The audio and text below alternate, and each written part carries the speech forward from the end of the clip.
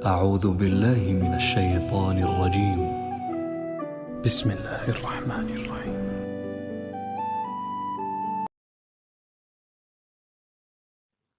اگر یہ کہتے کہ الا الذین آمنوا وعملوا الصالحات ووصوا بالحق ووصوا بالصبر، کہ وہ لوگ خسارے سے بچ جائیں گے، تباہی اور بربادی سے بچ جائیں گے جو ایمان لائے اور انہوں نے ایک عمل کیا اور انہوں نے حق کی وصیت کی اور حق کی اور صبر کی تاکید کی، تو مفہوم اور ہوتا۔ لیکن یہاں تواصو کا لفظ لائے، نہ اوسا نہ وسا، بلکہ تواصو باب تفاعل، جس میں دو مفہوم پیدا ہو گئے، ایک انتہائی تاکید کے ساتھ ایک کام کو کرنا، مبالغے کے ساتھ کرنا، پوری امکانی استطاعت کو بروئے کار لا کر کرنا، اور دوسرے آپس میں بھی کرنا، ایک دوسرے کو صبر کی تاکید کرنا، ایک دوسرے کو تلقین کرنا، ایک دوسرے کی ہمت بندھانا، ایک دوسرے کے لیے سہارا بننا۔ اور یہی وہ چیز ہے جو ایک جماعتی زندگی کا خاصہ ہے۔ گویا کہ مسلمانوں کو اس راستے پر چلنے کے لیے جو سورۃ العصر سامنے ہمارے کھول رہی ہے، اس پر چلنے کے لیے ضرورت ہے ایک اجتماعی زندگی کی۔ اچھا، اب آئیے صبر کے مراحل اور صبر کے درجات۔ دیکھیے، میں نے عرض کیا تھا کہ عمل کی پہلی منزل یا ہمارے دینی فرائض کی پہلی منزل کیا ہے؟ اسلام، اطاعت، تقوی، عبادت۔ خود اللہ کا بندہ بننا، خود اللہ کی اور اس کے رسول کی اطاعت کرنا۔ اگر ہم خود اللہ اور اس کے رسول کی اطاعت نہیں کرتے تو کسی کو کیا منہ لے کر کہے کہ تم اللہ کو مانو اور اللہ کے رسول کو مانو؟ وہ پلٹ کر ہم سے نہیں کہے گا کہ دامن کو ذرا دیکھ، ذرا بندے قبا دیکھ، مجھے کیا نیکی کی تلقین کرنے آئے ہو، ذرا اپنا دامن دیکھ۔ تو پہلے ضروری ہے جو شخص دوسری منزل کی طرف جانا چاہتا ہے، پہلے وہ پہلی منزل جو ہے اس کا تو اہتمام کرے، اللہ کا بندہ بنے، اللہ کی اطاعت کرے، رسول کی اطاعت کرے، اور اللہ کا کوئی حکم نہ توڑے، پوری طرح سرنڈر کرے۔ ادخلوا فی السلم کافہ، یہ میں کل بیان کر چکا ہوں کہ یہ اسلام یا یہ عبادت یا یہ تقوی جزوی نہیں ہو سکتا، کلی ہوگا، پوری زندگی میں ہوگا، ہمہ تن ہوگا، ہمہ وقت ہوگا، ہمہ وجوہ ہوگا۔ اب اس کے ساتھ ہی ہم نے جوڑا جہاد کو۔ اس کے لیے 3 جہاد کرنے پڑیں گے۔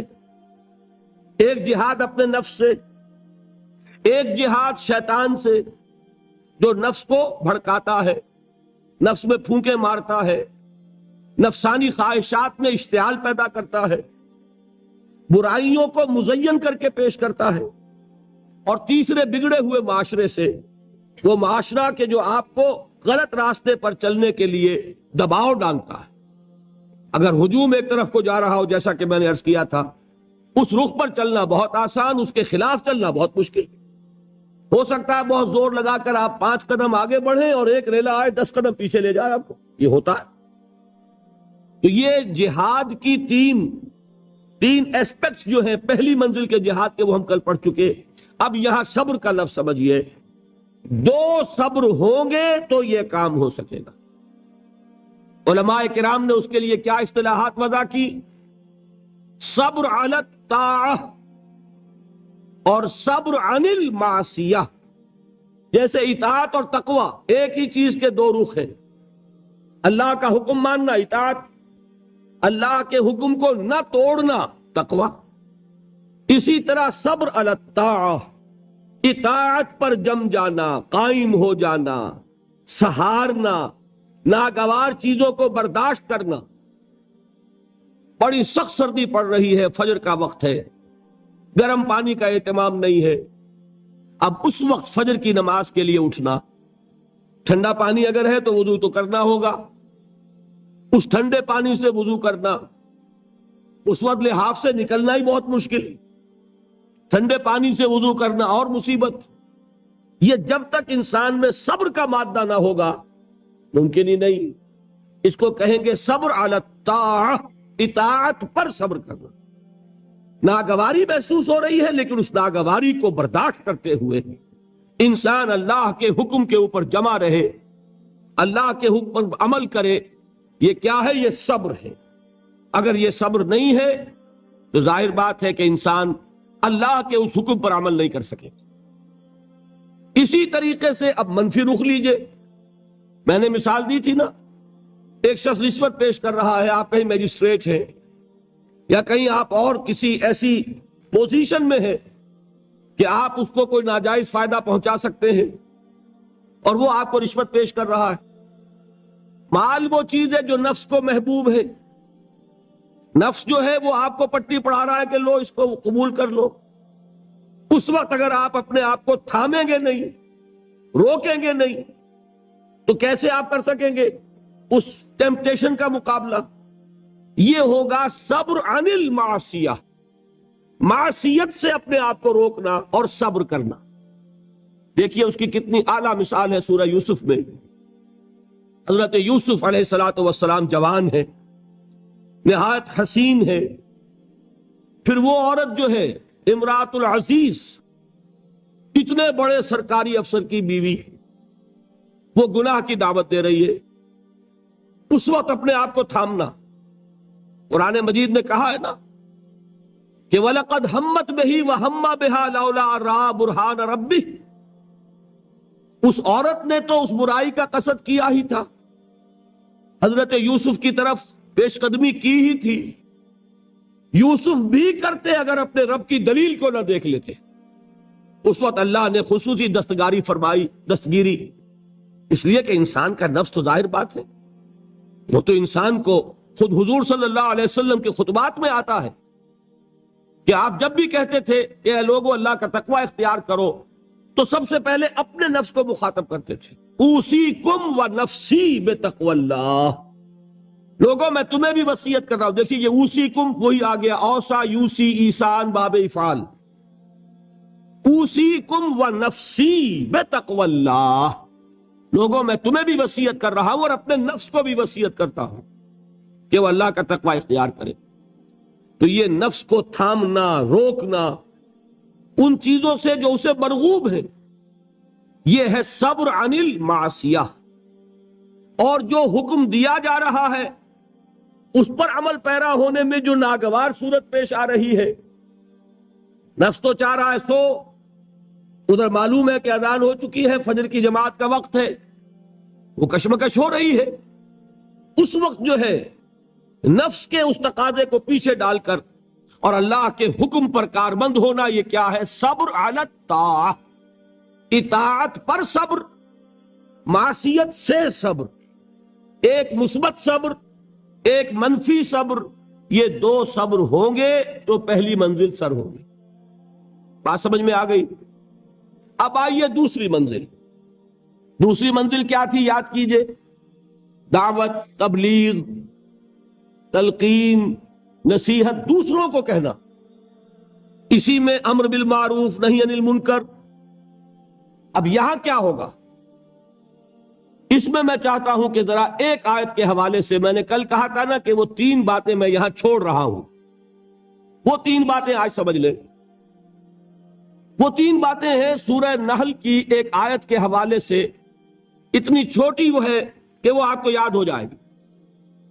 ادعو الی سبیل ربک بالحکمت والموعظۃ الحسنۃ وجادلہم باللتی ہی احسن۔ بلاؤ اپنے رب کے راستے کی طرف، دعوت دو اپنے رب کے راستے کی طرف 3 چیزوں کے ذریعے۔ پہلی چیز بالحکمہ، حکمت کے ساتھ، دانائی کے ساتھ، دلیل کے ساتھ، برہان کے ساتھ۔ دوسری چیز موعظہ حسنہ، اچھی نصیحت، خوشنما نصیحت۔ اور تیسری چیز وجادلہم باللتی احسن، جدال حسنہ، جھگڑا، مجادلہ، مناظرہ، لیکن وہ بھی خوبصورتی کے ساتھ۔ اب ان 3 چیزوں کی اہمیت کو سمجھیے۔ بدقسمتی سے ہمارے ہاں یہ جو 3 لیولز ہیں دعوت کے، ہم ان کو بھول گئے، اور ان میں سے ہر ایک کی جو اہمیت ہے وہ ہمارے سامنے نہیں ہے۔ یہ تو میں مانتا ہوں کہ یہ صرف نبی کی ذات ہوتی ہے جو اتنی جامع ہوتی ہے کہ وہ تینوں لیول پر بیک وقت کام کرتے ہیں، اور غیر نبی سے آپ اس کی توقع نہیں کر سکتے۔ شخصیتوں کے اندر جو محدود اوصاف ہوتے ہیں وہ کسی ایک لیول پر بھی کام کر لے تو بہت بڑی بات ہے، تینوں لیول پر کام کرنا جو ہے وہ تو جیسا کہ میں نے عرض کیا وہ انبیاء کے لیے تو ہوتا ہے۔ وہ تین لیول کیا ہے؟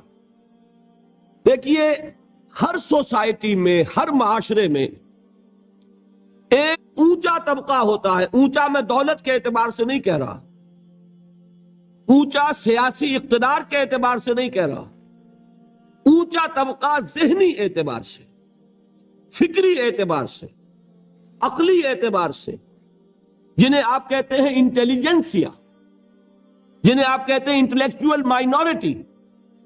ہوتا تو ہے بہت تھوڑا سا، مائنورٹی ہے، وہ اکثریت نہیں ہوتی، اکثریت عوام الناس کی ہے۔ انٹیلیجنسیا تو تھوڑا ہوگا، انٹلیکچوئل مائنورٹی اسے کہتے ہی مائنورٹی ہے کہ وہ اقلیت ہوتی ہے، ذہین اقلیت۔ اسی کے لیے ایک اور اصطلاح استعمال ہوتی ہے، دی brain trust of the society. آج کل امریکہ وغیرہ میں تھنک ٹینکس، یہ ایک خاص ان کے ادارے وجود میں آ رہے ہیں کہ مفکرین کو جمع کیا جائے اور ان کی جو فکری صلاحیتیں ہیں ان سے استفادہ کیا جائے۔ اب ایک آدمی جو ہے وہ بظاہر تو بیٹھا نظر آ رہا ہے، کوئی کام ہی نہیں کر رہا، آپ کو کیا پتا وہ فکری اور ذہنی اعتبار سے کس فضا میں ہے، کس عالم میں ہے، وہ کیا کر رہا ہے، کیا سوچ رہا ہے، آپ کو کیا پتا۔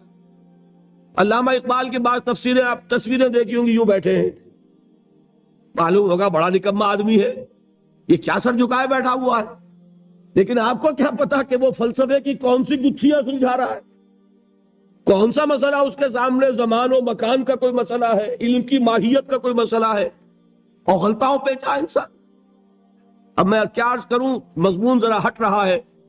یہی کیفیت تھی محمد الرسول اللہ صلی اللہ علیہ وسلم کی ایک خاص دور میں، وحی کے آغاز سے متصلاً قبل اور وحی کے آغاز کے کچھ دیر بعد تک یہی تفکر، غور و فکر میں ڈوبے ہونے کی کیفیت تھی، جس میں کہ خطاب ہوا ہے کمبل میں لپٹ کر لیٹنے والے اب کھڑے ہو جاؤ، اے لحاف میں لپٹ کر لیٹنے والے اب کھڑے ہو جاؤ۔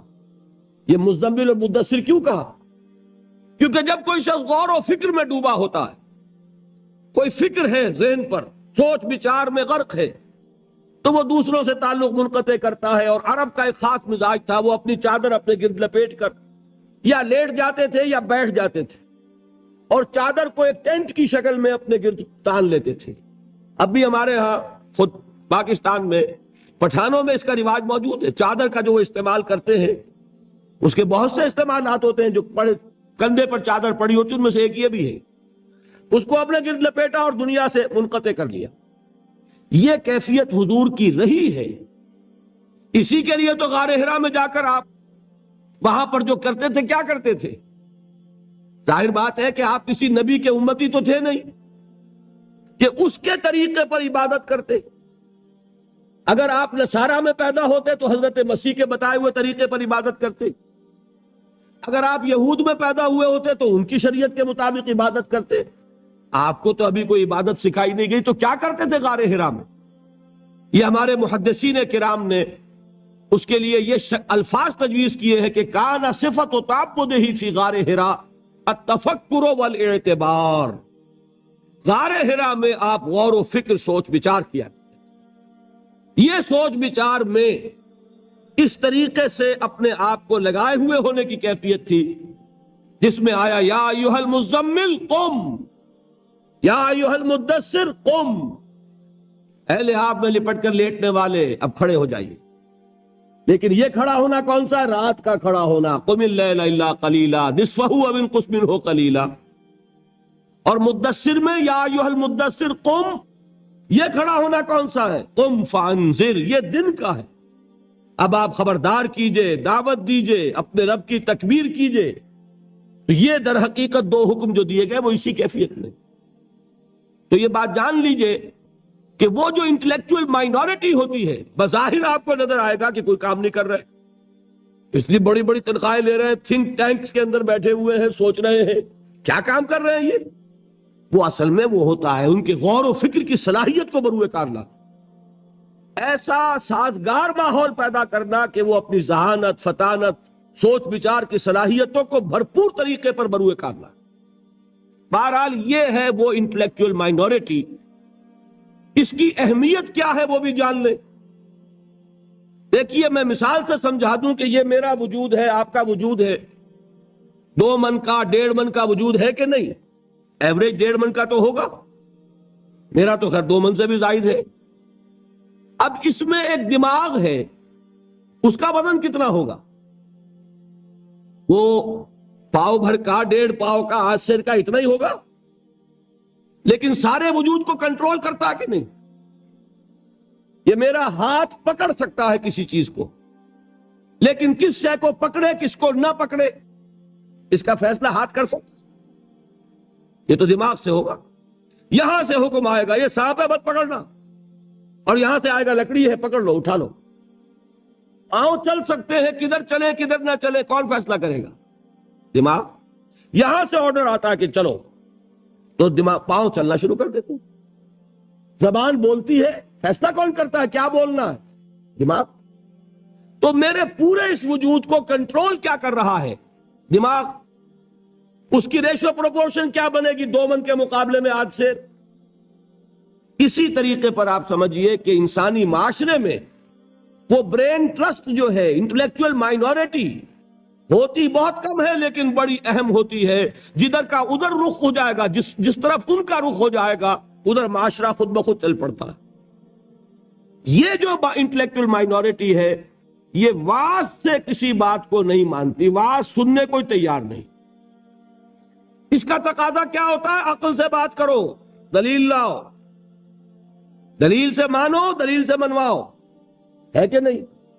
بلکہ میں نے آپ کو بتایا تھا کہیں واز ہو رہا ہو تو وہ مسکراتے رہتے ہیں، اول تو آئیں گے نہیں، کہیں پھنس گئے مجبوری کو تو زیر لب مسکراتے رہیں گے کہ یہ واز فرما رہے ہیں، بھائی کوئی عقل سے بات کرو، کوئی دلیل سے بات کرو۔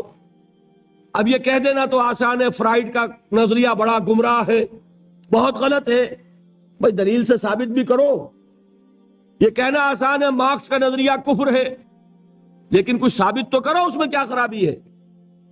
یہ ہے اصل میں جو سب سے ٹاپ کے لیول کی تبلیغ ہے، وہ یہ ہے، دلیل سے، برہان سے، غلط نظریات کا عقلی دلائل سے ابطال۔ یہ بات یوں غلط ہے، یہ نظریہ باطل ہے، یہ تصور صحیح نہیں ہے، دلیل سے ثابت کیا جائے۔ یہ ہے کس کے لیے؟ انٹلیکچوئل مائنورٹی کے لیے۔ اس کو کہا ادعو الی سبیل ربک بالحکمت، وزڈم کے ساتھ، دانائی کے ساتھ، عقلی دلائل کے ساتھ، براہین کے ساتھ اللہ کے راستے کی طرف بلاؤ۔ دوسرا لیول کیا ہے عوام الناس کا؟ وہ لیول ہے عام لوگ، ان کے ذہنوں میں کوئی خناس نہیں، کوئی غلط نظریہ نہیں، انہوں نے تو جیسے آپ کہتے ہیں کلین سلیٹس ہیں، اس کے اوپر آپ جو چاہیں لکھ دیں، اور اگر کسی سلیٹ پر پہلے سے لکھا ہوا ہے تو پہلے اسے صاف کرنا پڑتا ہے تب لکھیں گے۔ تو وہ جو ہوتے ہیں ذہین اقلیت، ان کے تو ذہنوں کی پہلے صفائی کرنی پڑتی ہے۔ اگر ڈارون کا نظریہ بیٹھا ہوا ہے تو وہ نکالیں گے تو قرآن مجید میں جو آیا ہے قصہ آدم و ابلیس 7 مرتبہ، وہ ڈارون کا نظریہ نکلے گا تو بیٹھے گا نا۔ وہ ڈارون کا نظریہ وہاں ہے، وہ حجاب بنا ہوا ہے، وہ قصہ آدم و ابلیس کو پڑھتا ہوا مسکراتا ہوا گزر جاتا ہے۔ کیا بچگانہ باتیں ہو رہی، معاذ اللہ ثم معاذ اللہ ثم معاذ اللہ، اس کے ذہن میں بیٹھا ہوا ہے ڈارون کا فلسفہ۔ اب پہلے وہ ڈارون کا فلسفہ، اسی کو کہا ہے نا کسی نے کہ گلا تو گھونٹ دیا اہل مدرسہ نے تیرا، کہاں سے آئے صدا لا الہ الا اللہ۔ ذہن بدلا گیا، فکر بدلی گئی، سوچ بدلی گئی، کہیں ڈارون ہے، کہیں فرائیڈ ہے، کہیں مارکس ہے، کہیں ایڈلر ہے، کہیں برٹرینڈ رسل ہے، کہیں سارترے ہے، یہ ذہنوں کے اندر تو یہ بیٹھے ہوئے ہیں۔ تو اب کہاں سے بات آئے؟ اسی کو کہا تھا اکبر الہ آبادی نے کہ غزالی اور رومی کی بھلا کون سنے گا، محفل میں چھڑا نغمہ اسپینسر و مل ہے۔ جان سٹورٹ مل، اس کا فلسفہ یہ ہے، اس نے یہ فرمایا ہے۔ جس کے دماغ میں یہ بیٹھا ہوا ہے وہ غزالی کی بات کہاں سنے گا، رومی کی بات اس کے پلے کہاں پڑے گی؟ تو اس کے لیے تو ہے وہ بڑا کٹھن کام، اور کٹھن کام ہونے ہی کی وجہ سے ہم کرتے نہیں۔ عوام الناس میں واعظ سے نصیحت کرنا، تبلیغ کرنا یہ آسان ہے، لہذا ہمارے ہاں اس وقت جو کام ہوتا ہے وہ اسی بنیاد پر ہوتا ہے، اسی لیول پر ہوتا ہے۔ واعظ ہے، نصیحت ہے، میں اس کی نفی نہیں کر رہا، عوام کے لیے وہی مفید ہے۔ عوام کو آپ خام خواہ فلسفے پہ پڑھانے بیٹھ جائے تو یہ بھی در حقیقت ان کے ساتھ ظلم ہوگا۔ کلم الناس علی قدر عقولہم، وہ کیا ہے؟ واعظ۔ اور واعظ جو ہے وہ کوئی گالی نہیں ہے، واعظ بہت ہی مفید ہے، بشرطے کے دماغ میں کوئی خناس نہ ہو، فطور نہ ہو، کوئی غلط نظریے بیٹھے ہوئے نہ ہو۔ تو از دل خیزت بر دل ریزت، دل سے بات نکلے گی اور دل میں جا لگے گی۔ صرف یہ ہے کہ عوام الناس ایک بات کے بارے میں جان لیجئے، بڑے حساس ہوتے ہیں۔ یہ تو چونکہ در حقیقت کوئی عقلی علمی بات نہیں ہوتی، یہ احساس ہوتا ہے۔ اگر آدمی یہ محسوس کرے کہ یہ شخص اپنی دھونس جمانا چاہ رہا ہے، یہ میرے اوپر اپنے علم کا روب جھاڑنا چاہتا ہے، تو آپ کی بات کا اثر نہیں ہوگا۔ اور اگر محسوس کرے کہ یہ میرا مخلص ہے، میرا خیر خواہ ہے، میری بھلائی کے لیے بات کہہ رہا ہے، اس نے کوئی دھندا نہیں بنایا ہوا، اس نے یہ پروفیشن نہیں اختیار کیا ہوا، بلکہ یہ خالصتاً لوجہ اللہ بات کہہ رہا ہے، تو وہ بات واقعتاً دل سے نکلی ہوئی بات دل میں جا کے اثر کرے۔ یہ ہے عوام الناس کے لیے۔ اب تیسرا لیول ہے وہ جو آپ کا معاشرہ ہے، قادیانی مبلغین بھی موجود ہے کہ نہیں، عیسائی بھی موجود ہے کہ نہیں۔ پاکستان میں تبلیغ ہو رہی ہے عیسائیت کی، اور ان کے اعداد و شمار پڑھیے، کتنے لوگ ہیں کہ جو عیسائی ہو گئے ہیں پاکستان بننے کے بعد۔ پاکستان میں کتنے نئے چرچ ہیں کہ جو تعمیر ہوئے پاکستان میں پاکستان بننے کے بعد۔ ان کے مشنز کی رپورٹ پڑھیے، رونا آتا۔ وہ کیوں ہے کہ ان کے پروفیشنز ہیں، پروفیشنل پادری ہیں، بڑی ٹریننگز لے کر آتے ہیں، کروڑوں روپے کے بجٹ ہیں ان کے مشنز کے، پوری حکومتیں ان کی پشت پر ہیں، وہ اندر ہی اندر دیمک کی طرح چٹ کر رہے ہیں۔ اب ان کا مقابلہ کرنا ضروری ہے۔ اگر مقابلہ نہیں کریں گے تو نتیجہ کیا نکلے گا کہ ان کا ایک اثر قائم ہو جائے، جس چیز کا نام آپ مناظرہ کہتے ہیں۔ اور آج ہمارے بعض تعلیم یافتہ لوگ مناظرے کو گھٹیا چیز سمجھتے ہیں، بری چیز سمجھتے ہیں، لیکن یہ جان لیجئے کہ مناظرہ بھی ضروری ہے، اس لیے کہ اگر یہ نہیں کریں گے تو آپ کے اپنے عوام جو ہے ان کے زیر اثر آ جائیں گے۔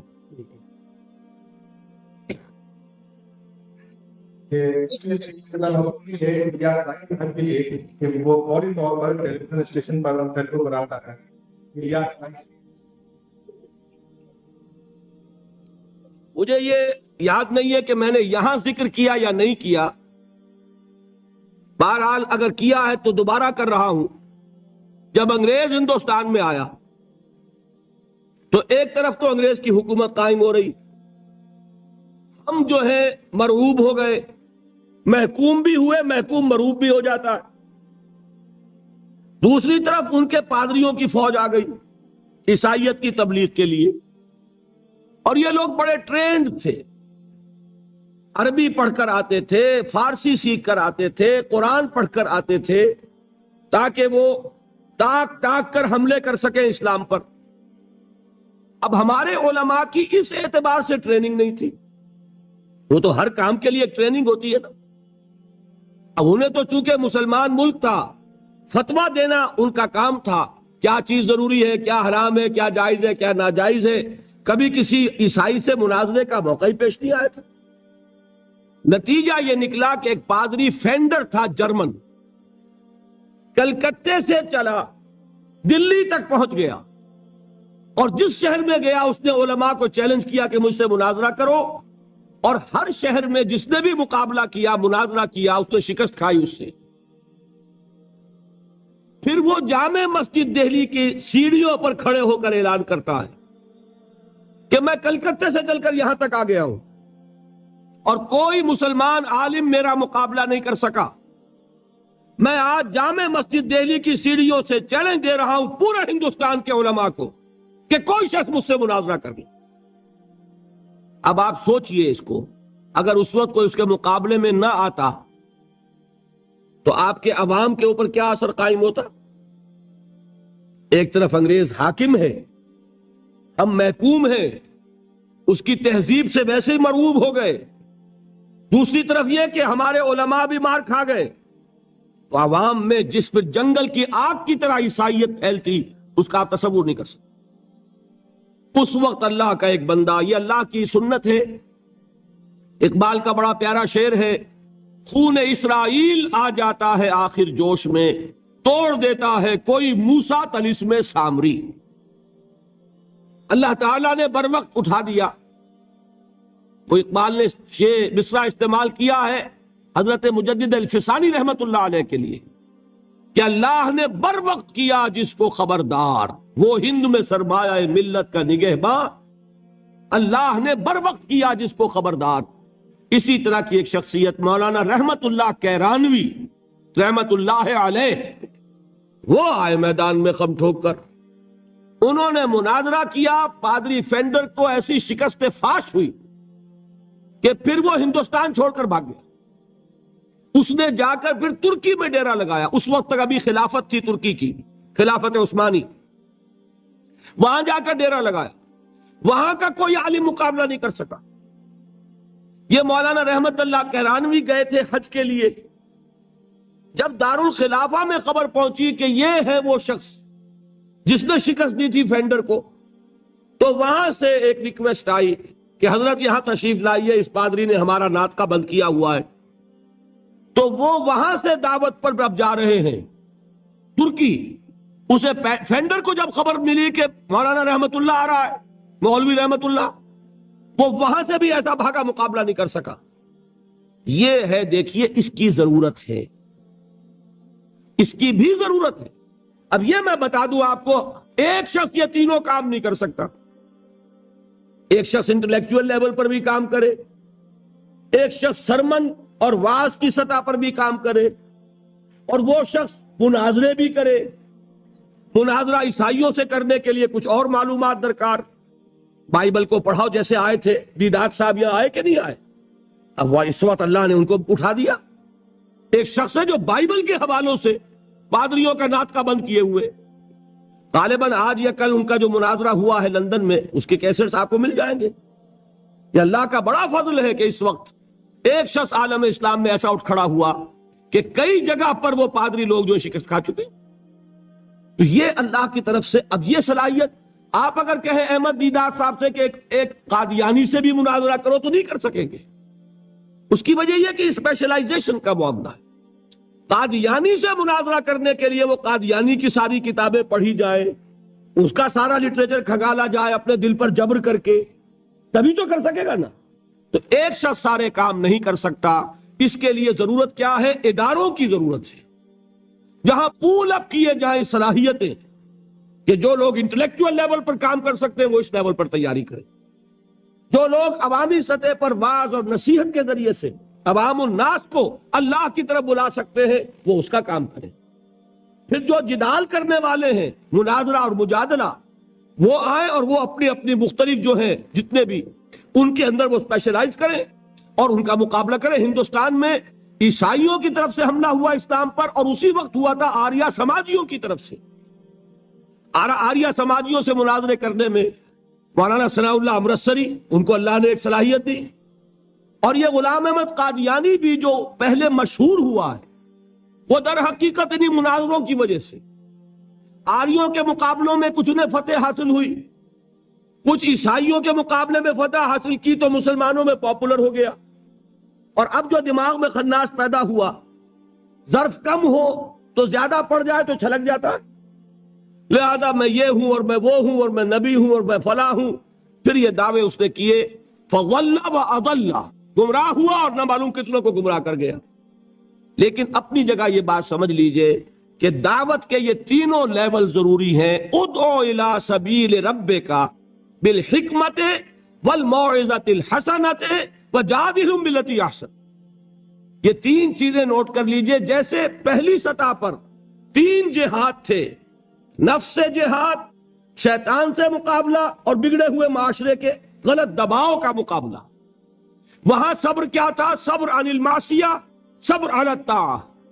اب یہاں کون سا صبر درکار ہے؟ جو شخص یہ کام کرے گا اسے اپنے کیریئر کا صبر کرنا پڑے گا۔ ایک شخص میں ذہانت ہے، صلاحیت ہے، وہ کوئی بہت ہی نفع بخش کیریئر جو ہے اس نے اڈاپٹ کیا ہوا ہے، ڈاکٹر ہے، انجینئر ہے، اس میں اسے بڑی اونچی تنخواہیں مل رہی ہیں، بڑی اعلیٰ پریکٹس چل رہی ہے، لیکن وہی صلاحیت اب ادھر لگائے گا، ظاہر بات ہے وہ بساط طے ہوگی، اس میں کمی آئے گی۔ یہ کیسے ہو سکے گا اگر صبر نہ ہو؟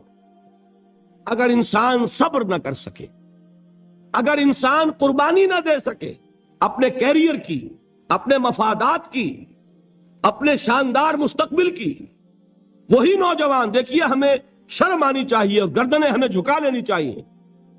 قادیانیوں میں کتنے نوجوان ہیں جو اپنی زندگیاں جو ہے وقف کر دیتے، وہ زندگیاں وقف کرتے ہیں، انہیں ٹریننگ ملتی ہے، پھر وہ میدان میں آتے۔ عام آدمی کیسے کام کر لے گا؟ آپ سوچئے کہ آپ اپنے بچوں کو اس کام کے لیے وقف کرنے کے لیے تیار ہوں گے؟ ہم ذرا بھی کوئی کھاتا پیتا انسان ہو، ذرا سی بھی اس کی کوئی حیثیت ہو، وہ کبھی سوچنے کو بھی تیار نہیں ہوگا۔ بھائی چندہ لے لو، اللہ اللہ خیر صلی اللہ، جان چھوڑو، ہم اپنی اولاد کو اس کام کے لیے نہیں دے سکتے۔ یہ ہے ہمارا حال، اور یہی وجہ ہے کہ وہ دین حق جو ہے پامال ہے۔ آج ہی کوئی صاحب کہہ رہے تھے قادیانیت افریقہ میں بہت پھیل رہی ہے۔ کیوں پھیل رہی ہے؟ باطل جو ہے، عیسائیت پاکستان میں پھیل رہی ہے، کیوں پھیل رہی ہے؟ آخر حکومتیں ہیں، پیسے خرچ کرتی ہیں، ان کے پادری سر ترین ممالک کے رہنے والے لوگ گرم ترین ممالک میں آ کے زندگیاں گزارتے کہ نہیں گزارتے؟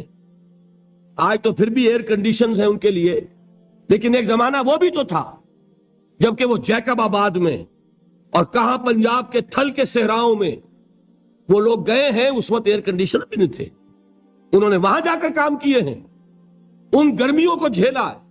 تو کام تو کرنے سے ہوتا ہے، صبر کا مادہ نہیں ہوگا تو آپ کام نہیں کر سکیں گے۔ اور اسی کا ایک دوسرا رخ ہے، جب آپ دعوت حق کے لیے کھڑے ہوں گے، پہلا قدم کیا آتا ہے؟ استہزاء، تمسخر، مذاق اڑانا، جس کی میں مثال اب دینا چاہتا ہوں محمد الرسول اللہ صلی اللہ علیہ وسلم کی شخصیت سے۔ دیکھیے ہم کیا اور ہماری بساط کیا، ہم کیا مبلغ ہوں گے، کیا داعی ہوں گے، ہمارے اپنے دامن پر داغ ہوتے ہیں، لیکن یہ کہ محمد الرسول اللہ کے دامن پر کوئی داغ تھا؟ ان کو تو سارے مکے والے الصادق الامین کہتے تھے، نہایت محبوب شخصیت تھے، ان کے لیے تو جا صادق، جا الامین، یہ الفاظ سننے میں آتے تھے، آنکھوں کا تارا۔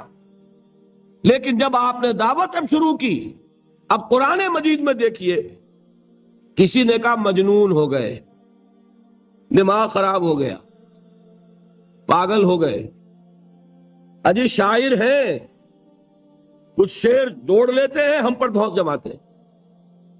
کسی نے کہا ساحر ہیں، کچھ جادو سیکھ لیا ہے، یہاں تک کہ ایسے بدبخت بھی پیدا ہوئے، قرآن میں ہے ساحر کذاب، سحر کرنے والا جادوگر نہایت جھوٹا۔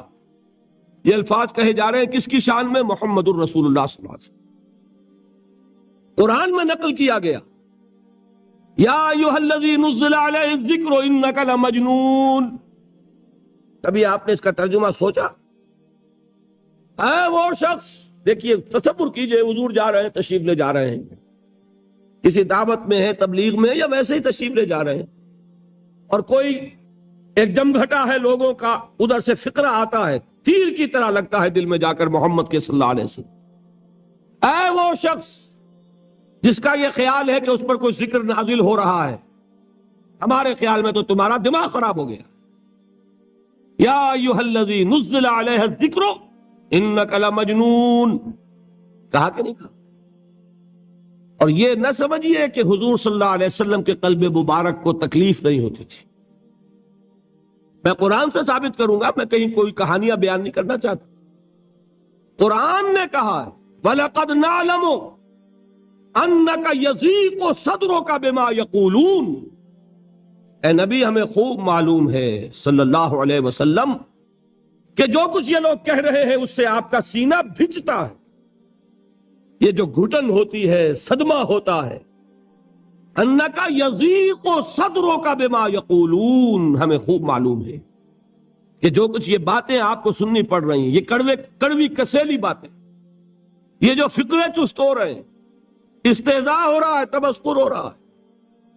سورہ حجر میں ہے، ایک جگہ کھڑے ہوئے لوگ قرآن کا مذاق اڑا رہے ہیں، بھائی فلاں آیت تم لے جانا، فلاں آیت میری ہوگی، اس کے ٹکڑے کر رہے ہیں، اس کے ٹکڑے حصے بکھرے کر کے قیمہ بنا کر ان آیات کا تمسخر اڑا رہے ہیں۔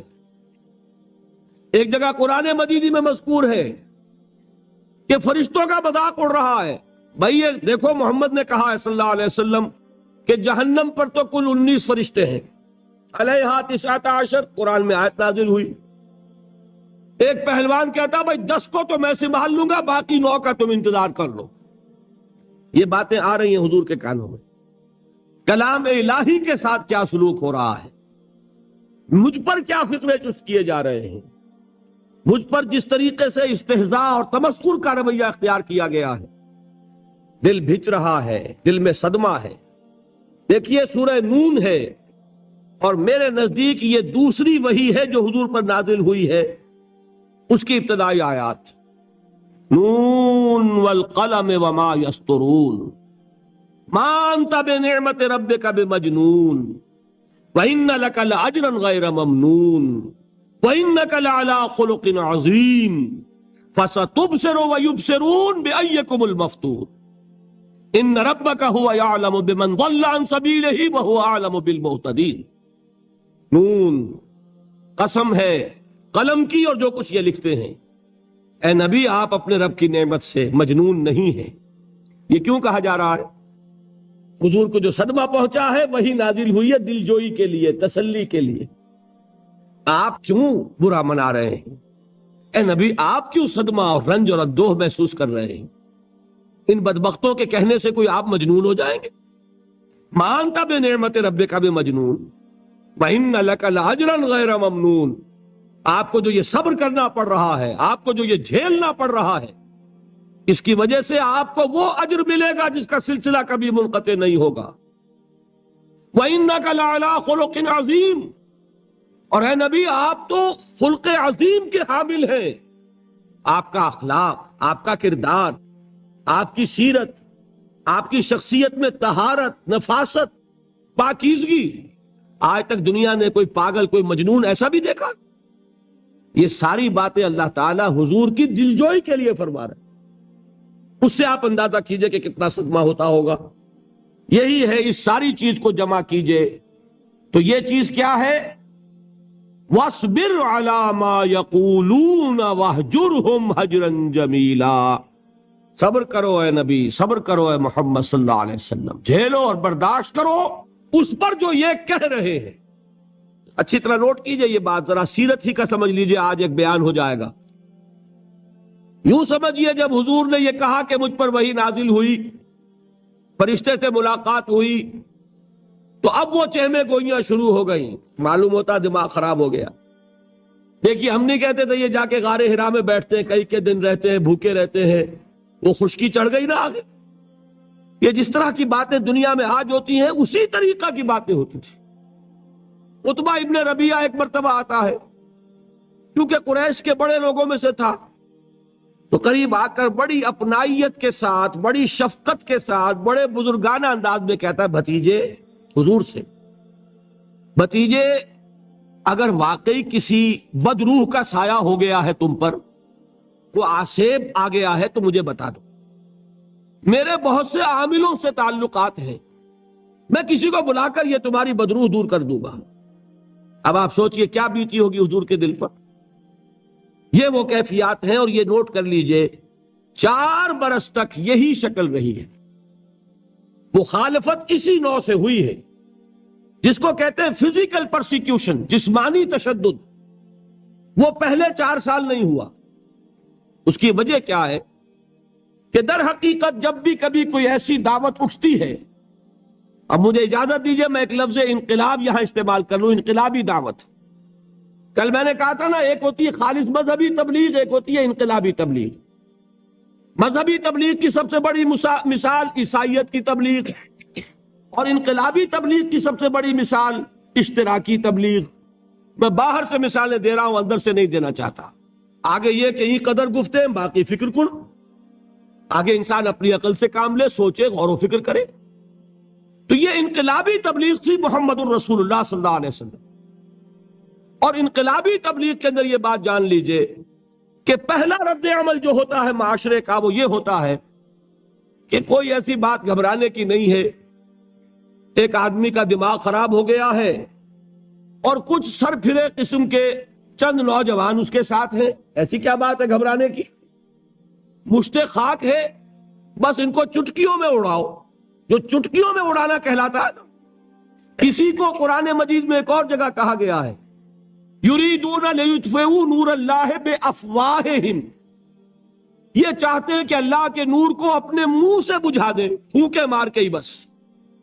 تو پہلا رد عمل جو ہوتا ہے ایک نظام کا، ایک کسی انقلابی دعوت کے خلاف، وہ رد عمل ہوتا ہے استہزاء، تمسخر، مذاق کرو، ان کو جس کو آپ انگریزی میں کہتے ہیں ڈی مورلائز کر دو، ان کی ہمتیں جو ہے وہ ٹوٹ جائیں، ان کو اس طریقے سے، اسی کا نام ہے آج کل کی اصطلاح میں کیریکٹر اسیسینیشن، ان کی شخصیتیں جو ہیں ان کو داغدار کر دو، ان کا اعتبار ختم کر دو، ان کا استہزاء کرو، تمسخر کرو۔ اور یہ میں آپ سے عرض کر رہا ہوں اس وقت ایک گونا فخر کے ساتھ اور اللہ تعالیٰ کا شکر ادا کرتے ہوئے کہ میں نے جو کام بھی کیا ہے اس وقت پاکستان میں، آپ نے اخبارات میں دیکھا ہوگا، بڑا دقیانوسی مولوی ہے، بیگمات کا رد عمل جو ہوا وہ آپ کے علم میں ہوگا، بڑے جو یہ جدید ہمارے روشن خیال قسم کے جو صحافی ہیں، اگر کہیں آپ نے پڑھا ہو جس طرح استہزاء ہوا ہے، جس طرح مذاق اڑایا گیا ہے، جو الفاظ استعمال کیے گئے ہیں، وہ میرے نزدیک بہت بڑی سند ہے جو اللہ کے ہاں جا کر پیش کروں گا کہ اللہ تیرے دین کے لیے۔ میں نے اپنے گھر سے کوئی بات نہیں کہی، میں نے جو بات کہی وہ جو شریعت محمدی کی بات ہے وہ کہی۔ اگر اپنی طرف سے کہی ہو، کوئی اضافہ کیا ہو، تو اللہ تعالیٰ کی پھٹکار ہو مجھ پر اور لعنت ہو مجھ پر۔ لیکن اگر میں نے وہی کچھ کہا جو شریعت محمدی کا تقاضا ہے اور قرآن اور سنت کی بات ہے، تو پھر اگر مجھے کسی نے پاگل کہا اور کسی نے دقیانوسی کہا اور کسی نے اور فقرہ چست کیا، تو میں اس کے لیے، میں تو سمجھتا ہوں میرے لیے وہ سند ہے جو اللہ تعالیٰ کے ہاں میں جا کر پیش کروں۔ اور یہ جان لیجئے کہ وہی بات ہوتی ہے ہمیشہ، ہسٹری ریپیٹس اٹسیلف۔ وہ بات کریں گے جو حضور نے کی تھی، وہی رد عمل سامنے آئے گا جو اس وقت آیا۔ اس لیے کہ یہ تو جو انسانی مزاج ہے وہ نہیں بدلا، معاشرے کا انداز نہیں بدلا، وہ جو کام ہوگا اس کا رد عمل ابتدائی وہی ہوگا۔ اور اس میں در حقیقت امتحان ہوتا ہے صبر کا۔ کیا دل شکستہ ہو کر بیٹھ رہے گا انسان؟ ہمت جواب دے جائے گی، کمر ٹوٹ جائے گی، قوت ارادی اور عزیمت جو ہے مزمحل ہو جائے گی، پھونکوں سے چراغ بجھ جائے گا۔ یہ جو میں نے آیت آپ کو سنائی تھی، اس کا بڑی خوبصورت کے ساتھ ترجمہ کیا ہے مولانا ظفر علی خان نے کہ نور خدا ہے کفر کی حرکت پہ خندہ زن، پھونکوں سے یہ چراغ بجھایا نہ جائے گا۔ یریدون لیطفئوا نور اللہ بافواہہم واللہ متم نورہ ولو کرہ الکافرون، یہ چاہتے ہیں کہ اپنے منہ کی پھونکوں سے اللہ کے نور کو بجھا دیں، حالانکہ اللہ تعالیٰ تو اپنے نور کا اتمام فرما کر رہے گا، خواہ ان کافروں کو کتنا ہی ناگوار ہو۔ اس کی ترجمانی ہے نور خدا ہے کفر کی حرکت پہ خندہ زن، پھونکوں سے یہ چراغ بجھایا نہ جائے گا۔ بہرحال اس مرحلے پر میں نے آپ کو دو صبر بتائے۔ صبر کس چیز سے؟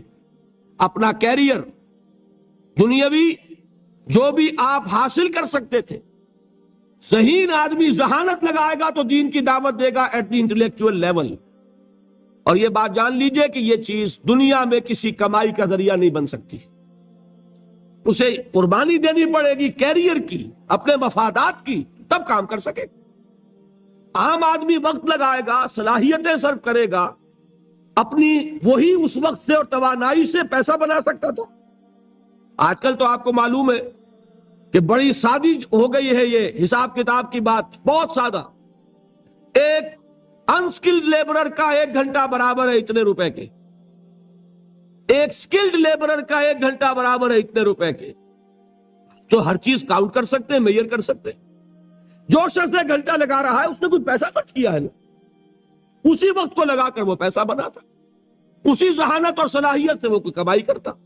ادھر لگایا تو وہ جو کمی ہو رہی ہے اس کو برداشت کرنا، اس کو جھیلنا اور خوش دلی سے برداشت کرنا، یہ سمجھنا کہ در حقیقت یہ سب کچھ کیا ہے کہ اللہ تعالیٰ کے ہاں اس کا اجر و ثواب ملے گا. یہ صبر کا ایک رخ، اور استہزاء ہو، تمسخر ہو، مذاق اڑے، فقرے چست ہو، دقیانوسی کہا جائے، ریئیکشنری کہا جائے، یہ بڑے ریئیکشنری ہیں، یہ بڑے پچھلے زمانے کے لوگ ہیں، اگلے وقتوں کے ہیں یہ لوگ، انہیں کچھ نہ کہو. جو کہا جائے سنو. وَاصْبِرْ عَلَى مَا يَقُولُونَ وَاهْجُرْهُمْ هَجْرًا جَمِيلًا، اور صبر کیجئے محمد صلی اللہ علیہ وسلم. دیکھیے کوئی پہلو ایسا نہیں ہے جس میں ہمیں ہدایت قرآن مجید سے اور سیرت محمد صلی اللہ علیہ وسلم سے مل نہ جائے. اگر اللہ تعالیٰ مقام دعوت پر فائز ہونے کی توفیق عطا فرما دے تو جو مرحلے پیش آئیں گے وہ آپ کو نظر آ جائیں گے سیرت محمدی میں صلی اللہ علیہ وسلم. اور اس وقت حضور سے جو کہا گیا اس سے آپ کے دل پر بھی اس کے زخمی جو آپ کا دل ہے، آپ کے احساسات ہیں، اس پر مرہم رکھا جائے گا. وَلَقَدْ نَعْلَمُ أَنَّكَ يَضِيقُ صَدْرُكَ بِمَا يَقُولُونَ، ہمیں خوب معلوم ہے کہ جو کچھ آج تمہیں سننا پڑ رہا ہے اس سے تمہارا سینہ بھجتا ہے، تمہیں رنج اور صدمہ ہوتا ہے. لیکن وَاصْبِرْ عَلَى مَا يَقُولُونَ، جو کچھ یہ کہہ رہے ہیں اس پر صبر کیجئے، اس کو جھیلیے اور برداشت کیجئے. اچھا، اس مرحلے پر صبر کی ایک تیسری شکل ہے، اس کو بھی سمجھ لیجئے. وہ صبر ہے جو میں نے سورہ حامیم السجدہ کے حوالے سے آپ کے سامنے رکھا ہے. مقام دعوت پر جو شخص فائز ہو گیا ہو اس کے لیے یہ صبر لازم ہے کہ لوگ گالیاں دیں وہ دعائیں دیں، لوگ پتھراؤ کریں وہ پھول پیش کرے. اگر نہیں کرے گا دعوت نہیں آگے بڑھے گی. اچھی طرح سمجھ لیں، یہ جو قانون ہے السن بالسن والعین بالعین، آنکھ کا بدلہ آنکھ اور دانت کے بدلے دانت اور کان کے بدلے کان، یہ قانون ہے شریعت کا. یہ قانون مقام دعوت پر نہیں چلتا. مقام دعوت کا قانون اور ہے، جھیلو، برداشت کرو، مارے کھاؤ، ہاتھ نہ اٹھاؤ. اس کا نام ہے پیسو ریزسٹنس. وہ میں نے کل کہا تھا نا کہ 3 مجھے اصطلاحات آپ کو بتانی ہے اور اس کا مفہوم. تیسرے لیول پر جب آپ آ جائیں گے اقامت دین کی جد و جہد میں، اس کے لیے پہلا صبر کیا ہے؟ صبر محض. اب میرے پاس کوئی اور لفظ نہیں ہے ترجمہ کرنے کے لیے. صبر محض سے کوئی بات شاید بہت سے حضرات کی سمجھ میں نہیں آئے گی. صرف صبر کیا مانی؟ Passive resistance. لوگ گالیاں دیں تم دعائیں دو، لوگ تمہیں مار رہے ہو تم ہاتھ مت اٹھاؤ. یہ جو پیسو ریزسٹنس ہے مقام دعوت کے لیے یہ لازم. اصل میں حضرت مسیح علیہ السلام کے جو جملے عام طور پر ہمارے ہاں مشہور ہیں، بائبل میں ہیں، ان پر ہمارے کچھ علماء فقرے چست کر دیتے ہیں کہ یہ بڑی غیر فطری تعلیم ہے. یعنی حضرت مسیح کے یہ جملے نہیں ہو سکتے، اس لیے کہ شریعت کا قانون تو یہ ہے کہ تمہارے کوئی تھپڑ مارے تو تم تھپڑ مارو. قصاص وَلَكُمْ فِي الْقِصَاصِ حَيَاتٌ يَا أُولِي الْأَلْبَابِ ہے کہ نہیں؟ اے ہوش مندو، قصاص میں زندگی ہے. بدلہ نہیں لوگے تو شریروں کی حوصلہ افزائی ہوگی. اس نے آج تمہارے تھپڑ مارا ہے، تم نے بدلہ نہیں لیا، کل وہ کسی اور کے لگائے گا. اس کو تو یوں سمجھیے نا کہ عادت پڑے گی. پھر معاشرے کی درستی کے لیے ضروری ہے کہ بدلہ ہو. ایک تھپڑ اس نے لگایا ہے تو تھپڑ اس کے لگے تو اس کے بھی 14 طبق روشن ہو، تاکہ کسی اور کو تھپڑ مارنے کی ضرورت اس میں نہ ہو. یہ صحیح ہے کہ معاشرے کی درستی اسی میں، لیکن جو دعوت کا معاملہ ہے بالکل جدا ہے، اس کے قانون اور ہیں. حضرت مسیح کے الفاظ کیا تھے یا نہیں؟ بہرحال انجیل میں یہ ہیں، اور میں جو بات عرض کر رہا ہوں یہ ہے کہ وہ بالکل صحیح ہے. مقام دعوت کے دوران یہی طرز عمل صحیح ہے. اور یہی طرز عمل محمد الرسول اللہ نے صلی اللہ علیہ وسلم اپنے ساتھیوں کو تلقین فرمایا۔ وہ کیا ہے؟ وہ الفاظ جو ہیں انجیل کے وہ یہ ہیں کہ اگر کوئی تمہارے داہنے گال پر تھپڑ مارے بایاں بھی پیش کر دو۔ اگر کوئی تمہارا چغا لینا چاہے نالش کر کے تو تم اس کو کرتا بھی اتار کے دے دو۔ اگر کوئی تمہیں بیگار میں 1 کوس لے کے جانا چاہے تم 2 کوس اس کے ساتھ جاؤ۔ اس پر کہا گیا کہ یہ بڑی غیر فطری تعلیم ہے۔ یقیناً قانون کے اعتبار سے غیر فطری ہے، دعوت کے اعتبار سے یہ لازمی ہے۔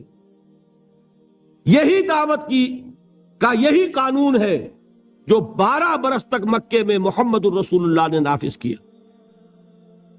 صحابہ کو کیا حکم تھا؟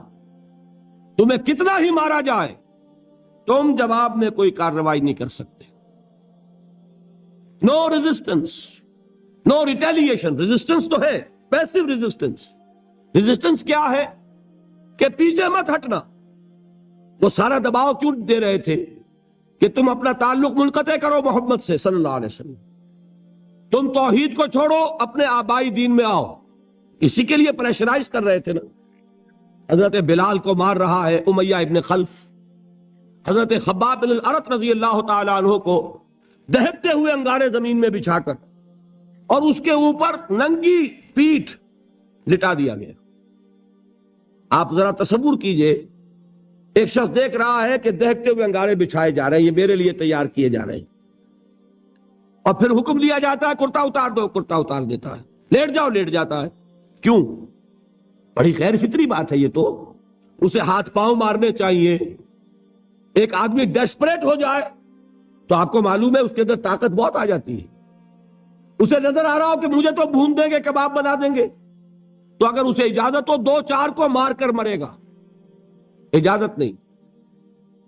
محمد نے ہاتھ باندھ دیے صلی اللہ علیہ وسلم، تمہیں اجازت نہیں ہاتھ اٹھانے کی۔ یہ بعد میں سورہ نساء میں یہ الفاظ نازل ہوئے کہ اے مسلمانوں، ایک زمانہ یہ تھا کہ تمہیں حکم تھا کفو ایدیکم، اپنے ہاتھ بندھے رکھو۔ You are not allowed to retaliate. ڈٹے رہو، جمے رہو، کھڑے رہو، صبر کرو، جھیلو، برداشت کرو، پیچھے نہ ہٹنا، نہ محمد کے دامن کو چھوڑنا صلی اللہ علیہ وسلم، نہ توحید کا دامن چھوڑنا، لیکن ہاتھ اٹھانے کی اجازت نہیں۔ بتائیے کہاں گیا قانون؟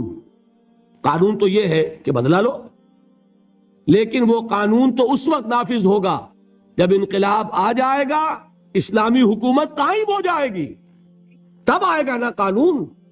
ابھی مرحلہ ہے انقلابی عمل کا، ابھی تو انقلاب لانا ہے، اسلامی حکومت قائم کرنی ہے۔ اس پروسیس کے تقاضے کچھ اور ہیں۔ اس میں جو پہلا مرحلہ ہے وہ پیسو ریزسٹنس کا ہے، صبر کا۔ یہی وجہ ہے، دیکھیے مکی صورتوں میں خود نبی اکرم صلی اللہ علیہ وسلم کو اتنے مختلف پیرایوں میں صبر کا حکم دیا گیا۔ کچھ مثالیں میں دے چکا ہوں، وَلِرَبِّكَ فَاصْبِرْ، اسی طریقے سے وَاصْبِرْ كَمَا صَبَرَ أُولُو الْعَزْمِ مِنَ الرُّسُلِ، اے نبی صبر کیجئے جیسے کہ صبر کیا ہمارے اولو العزم رسولوں نے۔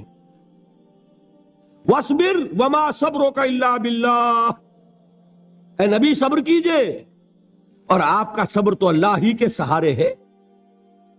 وَاصْبِرْ لِحُکْمِ رَبِّكَ، یہ سورہ نون جس کی ابتدائی آیات میں نے آپ کو سنائی، نون والقلم وما یسطرون ما انت بنعمت ربک بمجنون، اس کا اختتام کیا ہوتا ہے؟ وَاصْبِرْ لِحُکْمِ رَبِّكَ وَلَا تَكُنْ كَصَاحِبِ الْحُوتِ إِذْ نَادَىٰ وَهُوَ مَكْظُومٌ، اے نبی صبر کیجئے اپنے رب کے فیصلے کا، انتظار کیجئے، اور اس مچھلی والے کے مانند نہ ہو جائیے۔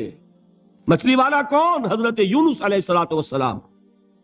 مچھلی والے نے اپنے دینی حمیت اور غیرت جو تھی اس کی وجہ سے اللہ کے حکم کا انتظار نہیں کیا، اپنی قوم کو چھوڑ کر چل دیے۔ نبی کا، رسول کا یہ معاملہ ہوتا ہے، جیسے کہ آپ کو معلوم ہے کوئی افسر ہے کسی حکومت کا، وہ اپنی پلیس آف ڈیوٹی کو نہیں چھوڑ سکتا، he must stick to his place of duty. بڑے افسرز کے لیے تو یہ بہت بہت اہم بات ہے۔ تو اے رسول، جہاں آپ کو ہم نے تعینات کیا ہے آپ وہاں سے ہل نہیں سکتے کہ ذرا مخالفت ہوئی، لوگوں نے فکرے چست کیے اور آپ کہیں اور چل دیے، دفع ہوئیے، یہ بات نہیں سننا چاہتے، میں کسی اور کو سناؤں گا. ہو سکتا ہے نا؟ ہم تو کرتے ہیں نا یہ، اس لیے کہ ہمیں تو اللہ نے کہیں تعینات تو نہیں کیا نا. اگر ایک جگہ کے لوگ بات نہیں سنتے، چلو بھائی ہم کہیں اور جائیں گے، وہاں بات سنائیں.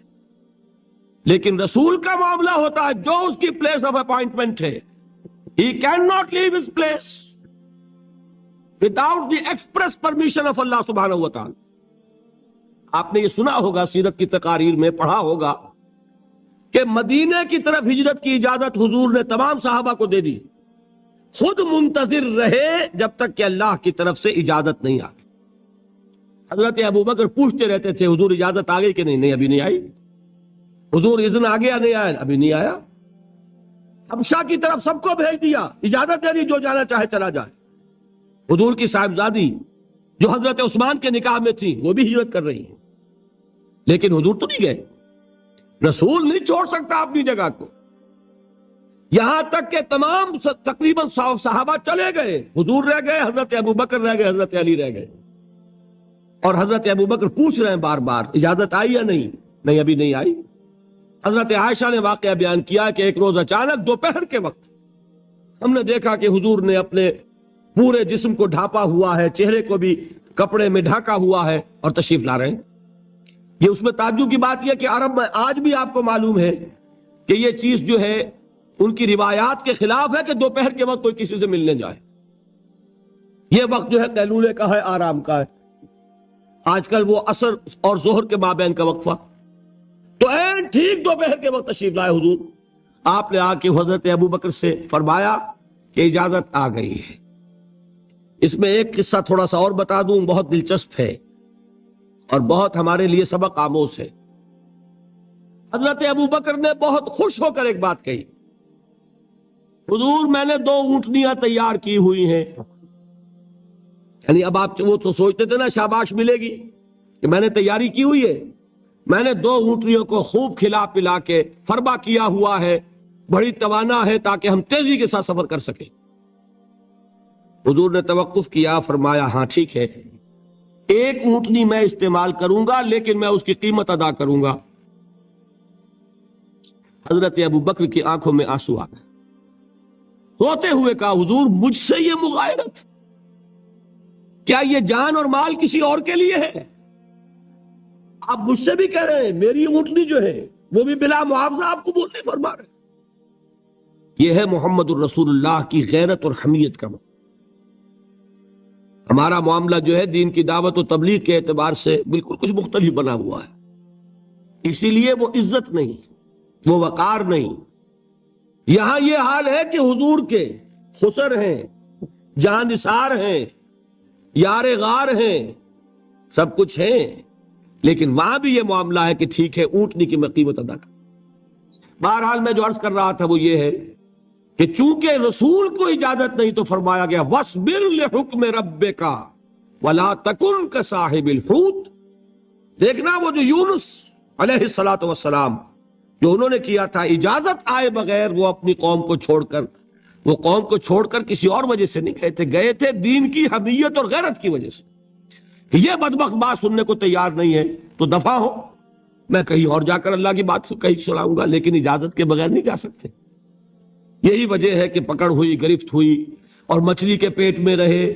وہاں وہ لا الہ الا انت سبحانک انی کنت من الظالمین، اور وہاں سے پھر اللہ تعالیٰ نے نجات دی، مچھلی نے انہیں اگل دیا ساحل کے اوپر. یہ ایک لمبی بات ہے. تو یہاں حضور سے کیا کہا گیا؟ صبر کی. اب دیکھیے ایک بات عجیب ہے، یہ ربط اپنے ذہن میں رکھیے. اللہ تو صبر کی تلقین کر رہا ہے اپنے رسول کو، اور رسول یہی تلقین کر رہے ہیں اپنے صحابہ کو.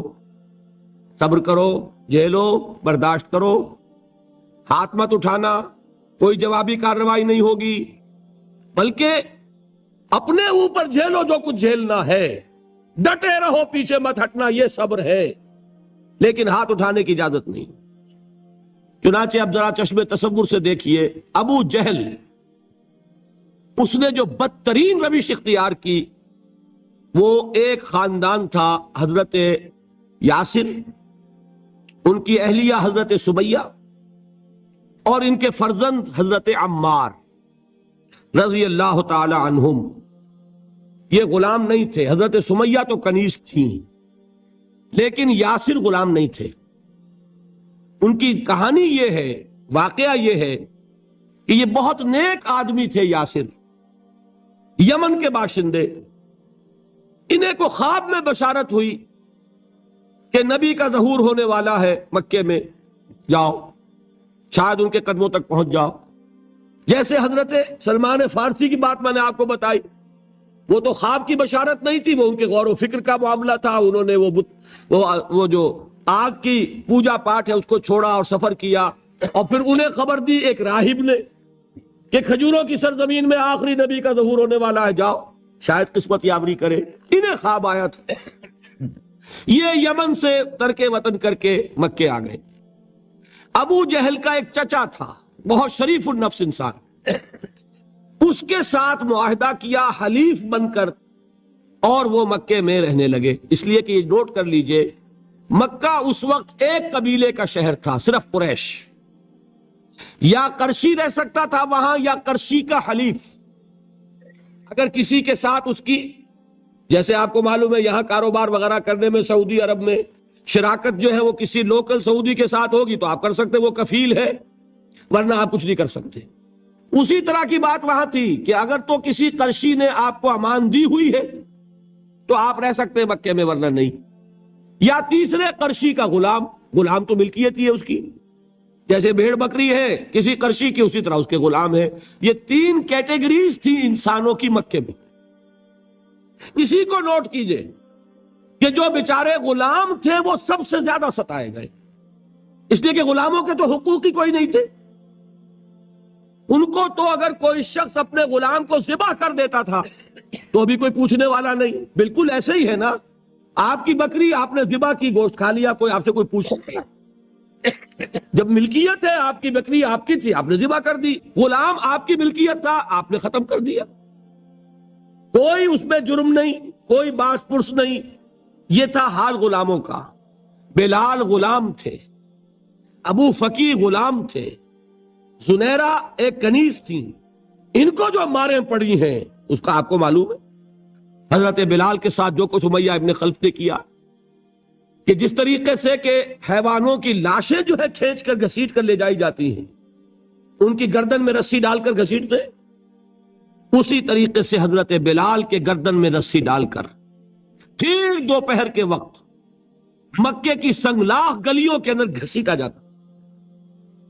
نیچے زمین جل رہی ہے توے کی طرح، اور ویسا بھی ہوتا تھا کہ چت لٹا دیا، اوپر سے وہ آگ مکے کا کہ سورج جو ہے ذرا نوٹ کیجئے، آگ برسا رہا، نیچے زمین توے کی طرح جل رہی ہے، اور ایک بھاری سل بھی لا کر جو ہے سر پر رکھ دی، چھاتی پر رکھ دی گئی ہے کہ آواز نہیں نکل رہی، جھاگ نکل رہے منہ سے، لیکن اس حال میں بھی احد احد احد، ایک ایک اللہ، قل هو اللہ احد، الفاظ نکل رہے۔ یہ ہے وہ صبر، یہ ہے وہ صبر، صبر علی الابتلاء، صبر علی الایذاء۔ یہ ابتلاء اور ایذاء پر صبر ہے۔ یہ لو برداشت کرو، تو توحید پر قائم رہو، محمد کی رسالت کے اقرار کرتے رہو صلی اللہ علیہ وسلم، لیکن ہاتھ نہیں اٹھانا۔ اب میں آپ کو بتا رہا تھا یہ تو غلام تھے، یہ جو تھے یاسر یہ حلیف تھے، غلام تو نہیں تھے نا۔ البتہ وہ ابو جہل کے چچا کی کنیز تھی یہ سمیہ، انہوں نے اجازت لے کر ان سے نکاح کر لیا، یہ تو کنیز رہیں گی۔ بیٹا جو ہوا وہ بھی ایک طرح سے جب کنیز زیادہ ہے تو غلام ہو گیا، عمار ابن یاسر۔ وہ جو شخص تھا بہت شریف النفس ابو جہل کا چچا، وہ مر گیا۔ اب ابو جہل جو ہے اس خاندان کا سربراہ ہے، لہذا یہ تینوں جو افراد ہیں وہ اس کے رحم و کرم پر ہیں۔ یاسر کو بھی پروٹیکشن اگر ہے تو ابو جہل کی ہے، ابو جہل جو چاہے کرے، اور سمیہ تو کنیز ہے ہی، اس کا تو کوئی حق ہے ہی نہیں، جو چاہے کرے، اور عمار ان دونوں کا بیٹا ہے، لہذا بدترین معاملہ کیا ابو جہل نے ان تین افراد کے ساتھ۔ حضرت سمیہ کے ساتھ جو کچھ کیا گیا ہے آپ اس کا تصور نہیں کر سکتے۔ بالآخر جو شہید کیا حضرت سمیہ کو ایذائیں دے دے کے، سسکا سسکا کے، ان کے جسم کے نازک حصوں کو جلا کے، داغ دے کر، کہتا کیا تھا؟ ایک دفعہ کہہ دو کہ میرا جو یہ بت ہے یہ بھی الہ ہے، مان لو، میں چھوڑ دوں گا۔ تنگ آ گیا، کسی طریقے سے ایک دفعہ کہہ دو پھر میں چھوڑ دوں گا۔ لیکن یہ میاں بیوی حضرت یاسر اور حضرت سمیہ رضی اللہ تعالی عنہما، یہ ہے ثبات، یہ ہے صبر، یہ ہے استقلال، ایک مرتبہ بھی کہنے کے لیے تیار نہیں، جو چاہو کر لو، اب ہم تو اس سے پیچھے نہیں ہٹیں گے۔ تنگ آ کر اس نے حضرت سمیہ کی تو شرمگاہ میں برچھا مارا اور شہید کیا۔ حضرت یاسر کے بارے میں ایک روایت یہ ہے، ستا ستا کے، تنگ کر کر کے، آخر کار جو ختم کیا، انہیں شہید کیا کس طرح؟ 4 سانڈ اونٹ جوان، ان سے رسے باندھے، ایک رسے سے ایک بازو باندھا، دوسرے سے دوسرا بازو باندھا، تیسرے سے ایک ٹانگ باندھی، چوتھے سے دوسری ٹانگ باندھی، اور چاروں کو دوڑایا ہے کہ جسم کے پرخچے ہوں گے۔ اس حال میں کیا ہو رہا تھا وہ میں بتا رہا ہوں کہ اللہ تو تاکید کر رہا ہے اپنے نبی کو، اصبر وَلِرَبِّكَ فَاصْبِرْ وَاصْبِرْ عَلَى مَا يَقُولُونَ وَاصْبِرْ وَمَا صَبْرُكَ إِلَّا بِاللَّهِ وَاصْبِرْ لِحُكْمِ رَبِّكَ وَلَا تَكُنْ كَصَاحِبِ الْحُوتِ۔ اس وقت سامنے سے حضور گزرتے تھے جبکہ آل یاسر کے ساتھ یہ معاملہ ہو رہا ہے، کیا فرماتے تھے؟ اصبروا یا آل یاسر فَإِنَّ مَوْعِدَكُمُ الْجَنَّةُ، اے یاسر کے گھر والوں صبر کرو، جھیلو، اس لیے کہ تمہارے وعدے کی جگہ جنت ہے۔ اللہ تعالیٰ ادھر آنکھ بند ہوگی، ادھر جنت میں تمہارا داخلہ ہو جائے گا۔ یہ ہے تواصوا بالصبر، والعصر ان الانسان لفی خسر۔ یہ تواصوا بالصبر پر کون عمل کر رہا ہے؟ محمد الرسول اللہ صلی اللہ علیہ وسلم۔ اس میں بھی ایک بات ہے، وہ بھی سمجھ لیجئے، دین میں جہاں عظیمت ہے، رخصت کا پہلو بھی ہے۔ یہ جو نوجوان تھے، یہ بوڑھے والدین کا تو وہ مقام ہے، یہ رتبہ بلند ملا جس کو مل گیا۔ ہر مدعی کے واسطے دار و رسن کہاں؟ حضرت سمیہ اور حضرت یاسر۔ نوٹ کیجئے، میں ایک اعتبار سے کہا کرتا ہوں، سید الشہداء یہ بنے کہ نہیں بنے، ان کو جو فوقیت حاصل ہوئی، الفضل للمتقدمین، سب سے پہلی جان دینے والی یہ خاتون اور سب سے پہلی جان دینے والا اللہ کے لیے، توحید کے لیے، محمد کی رسالت کے لیے صلی اللہ علیہ وسلم، دے تو بھی محمد کی صداقت کی گواہی۔ یہ صداقت کی گواہی دیتے ہوئے انہوں نے اپنی جانیں دے دی۔ لیکن جو نوجوان عمار ہے، اس نے رخصت کی راہ اختیار کی، جھیلا نہیں گیا، برداشت نہیں ہو سکا، ایک مرتبہ کلمہ کفر زبان سے نکال دیا، ابو جہل نے چھوڑ دیا، لیکن اب پشیمانی طاری ہوئی ہے، میں کیا کر بیٹھا۔ اس کے بعد انہوں نے اپنے آپ کو ایک ستون سے باندھ لیا کہ حضور ہی آ کر مجھے اگر یہاں سے کھولیں گے تو میں کھلوں گا، ورنہ میں یہیں اپنے آپ کو ہلاک کر دوں گا، مجھ سے کیا ہو گیا۔ حضور خود تشریف لائے، دست مبارک سے کھولا، کہا کہ یہ بھی دین میں اجازت ہے، کلمہ کفر کہہ کر جان بچا لینے کی اجازت ہے، یہ رخصت ہے، عزیمت نہیں ہے۔ تمہارے والدین نے جو مقام حاصل کر لیا وہ تو پھر میں وہی کہوں گا کہ ہر مدعی کے واسطے دار و رسن کہاں، یہ رتبہ بلند ملا جس کو مل گیا۔ البتہ دین میں یہ ہے، آیت بھی ہے قرآن مجید کی، وَقَلْبُهُ مُطْمَئِنٌ بِالْإِيمَانِ، دل ایمان پر جمع ہوا ہو، کسی وقت محض جان بچانے کے لیے کلمہ کفر کہہ دینا، دل پر کوئی آنچ اس کی نہ آ رہی ہو تو اس کی اجازت ہے۔ کمزور طبائع کو بھی اللہ تعالیٰ نے اپنے دین میں اکوموڈیٹ کیا ہے۔ حضور نے ان کی ہمت بندھائی کہ گھبراؤ نہیں، ٹھیک ہے، یہ بھی اگر تمہارے دل کے اوپر کوئی اثر نہیں ہے تو کوئی حرج نہیں۔ بہرحال یہ میں آپ کو اب اس کا فلسفہ بھی سمجھا دوں۔ میرے دل میں ایک دفعہ خیال آیا تھا،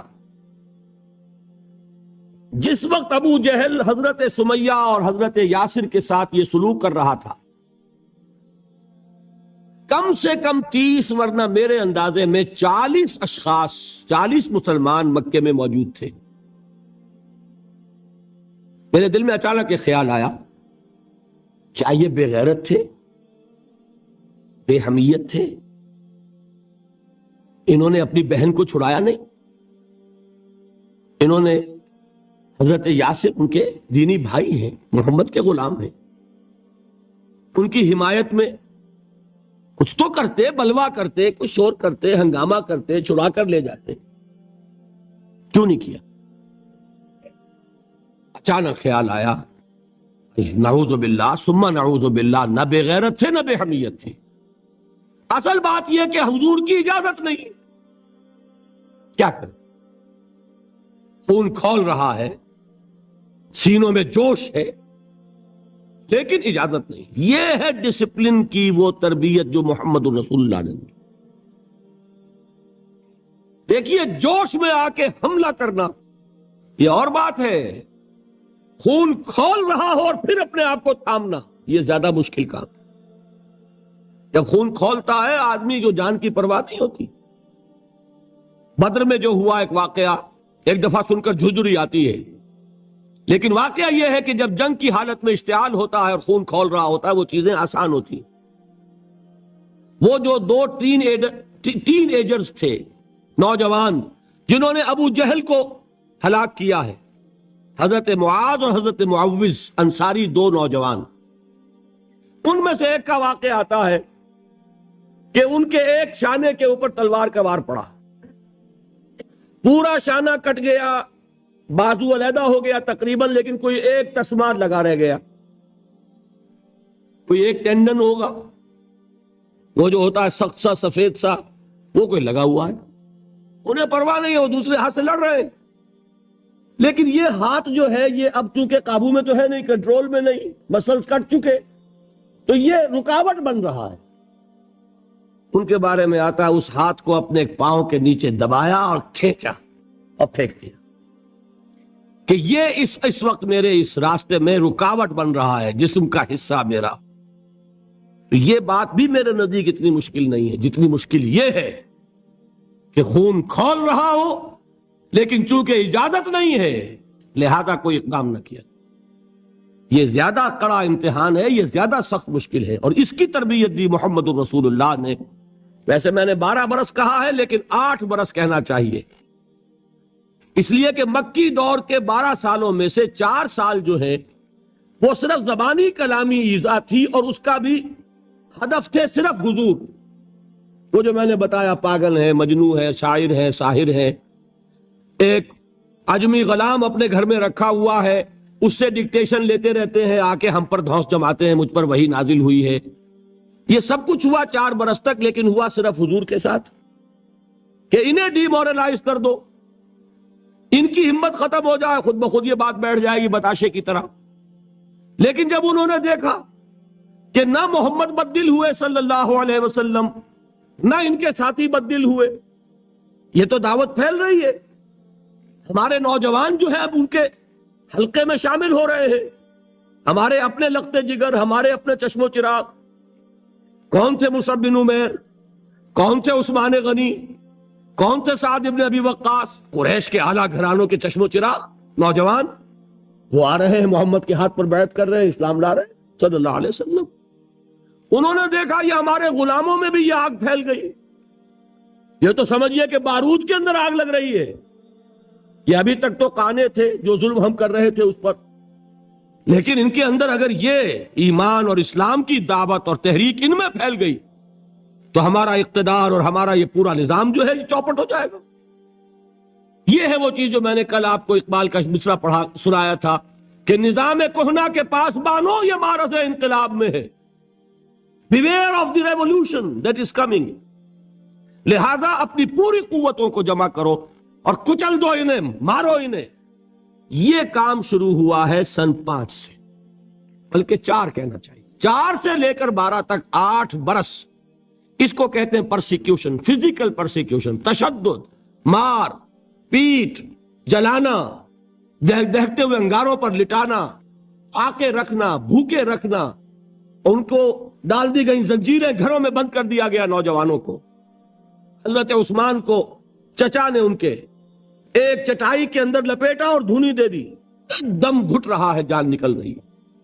حضرت مصعب بن عمیر رضی اللہ تعالی عنہ وہ نوجوان 200 درہم کا جوڑا ان کا سل کر آتا تھا شام سے تیار ہو کر، لباس معطر ہوتا تھا، جدھر سے نکل گیا پوری گلی جو ہے وہ معطر ہو گئی، انگلیاں اٹھ رہی ہیں، وہ جا رہا ہے مصعب، یہ خوشبو اس کی ہے۔ اس مصعب کے ساتھ کیا سلوک کیا؟ باپ تو مر چکا تھا، ماں نے پالا تھا، دولت بہت چھوڑ کر گیا تھا باپ، لہذا ماں نے بڑے ناز و نام میں پالا، بڑے لاڈ پیار میں، 200 درہم کا جوڑا تیار ہو رہا ہے۔ لیکن یہ کہ آپ کو معلوم ہے عرب کے اس معاشرے میں عورت کی کوئی حیثیت نہیں تھی، ماں کا اختیار نہیں تھا، چچا تھا اب سربراہ خاندان کا۔ چچا نے کہا مصعب اگر تم نے اپنے باپ کا دین چھوڑ دیا ہے تو باپ کی دولت پر بھی تمہارا کوئی حق نہیں ہے، نکل جاؤ گھر سے۔ اس نے یہ سوچا تھا کہ مصعب کے ہوش ٹھکانے آ جائیں گے، دن میں تارے نظر آ جائیں گے، ناز و نام میں پلا ہوا گھر سے نکل کے جائے گا کہاں، یہ سارا نشہ جو ہے توحید کا یہ ہرن ہو جائے گا۔ حضرت مصعب کا جواب بالکل برعکس تھا، اچھا ٹھیک ہے چچا جان میں گھر چھوڑتا ہوں۔ وہی بات جو کبھی کہی تھی ابراہیم نے، باپ نے کیا کہا تھا؟ فاجرنی ملیہ، جاؤ چلے جاؤ، دفع ہو جاؤ میری نگاہوں سے۔ حضرت ابراہیم نے کیا جواب دیا تھا؟ سلام علیک ساستغفر لک ربی انہ کان بی حفیہ۔ اچھا ابا جان آپ کا حکم یہی ہے تو میں چلتا ہوں، آپ پر سلامتی ہو، میرا رب مجھ پر بڑا مہربان ہے، میں اس سے آپ کے لیے استغفار کروں گا۔ جلدی یہی جو ہے حضرت ابراہیمی کی نسل ہے نا قریش۔ آج ابراہیم کے ایک بیٹے کے ساتھ وہی معاملہ ہو رہا ہے مصعب کے ساتھ، اور مصعب چلنے کے لیے تیار ہو گئے۔ چچا نے سوچا میں سمجھتا تھا کہ ہوش ٹھکانے آ جائیں گے، یہ تو تیار ہو گیا نکلنے کے لیے۔ غصے میں آ کے اگلی بات کہی، یہ کپڑے جو پہنے ہوئے تم نے یہ بھی اسی مشرک باپ کی کمائی کے ہیں، اتارو ان کو۔ وہیں کپڑے اتارے، مادر زاد برہنہ گھر سے نکالے گئے۔ ماں کے پاس پہنچے، ماں نے آنکھوں پر ہاتھ رکھے، مصعب کیا ہوا؟ کہ ماں سے کہتے ہیں کہ ماں میں موحد ہو گیا، اور وہاں سے گئے پھر حضور کی خدمت میں، کپڑے کہیں سے مانگے ہوں گے۔ یہ مصعب ہیں 200 درہم کا جوڑا پہننے والے۔ جب حضور پر مدینے کے 12 افراد ایمان لائے تھے، بیعت عقبہ اولیٰ ہوئی، انہوں نے کہا کہ حضور ہمیں کوئی شخص اپنا ایسا شاگرد دیجئے جو ہمیں قرآن پڑھا سکے۔ حضور نے حکم دیا مصعب جاؤ، اب مدینے جاؤ، یثرب جاؤ، یثرب والوں کو قرآن پڑھاؤ، انہیں تبلیغ کرو۔ مصعب گئے ہیں وہاں، 1 سال کی کمائی 75 افراد لا کر حضور کے جھولی میں اگلے سال ڈال دیے کہ حضور یہ میری 1 سال کی کمائی ہے۔ 72 مرد 3 عورتیں، انہوں نے وہ بیعت کی تھی، بیعت عقبہ ثانیہ، جس کے الفاظ کل میں نے آپ کو سنائے تھے۔ بایعنا رسول اللہ صلی اللہ علیہ وسلم علی السمع والطاعت فی العسر والیسر والمنشط والمکرہ وعلی اثرۃ علینا وعلی لا ننازع الامر اہلہ وعلی ان نقول بالحق اینما کنا لا نخاف فی اللہ لومۃ لائم۔ یہ 72 مرد تھے مدینے کے جنہوں نے یہ بیعت کی۔ پھر انہوں نے ریکویسٹ کی کہ حضور اب آپ ہمارے ہاں تشریف لائیے،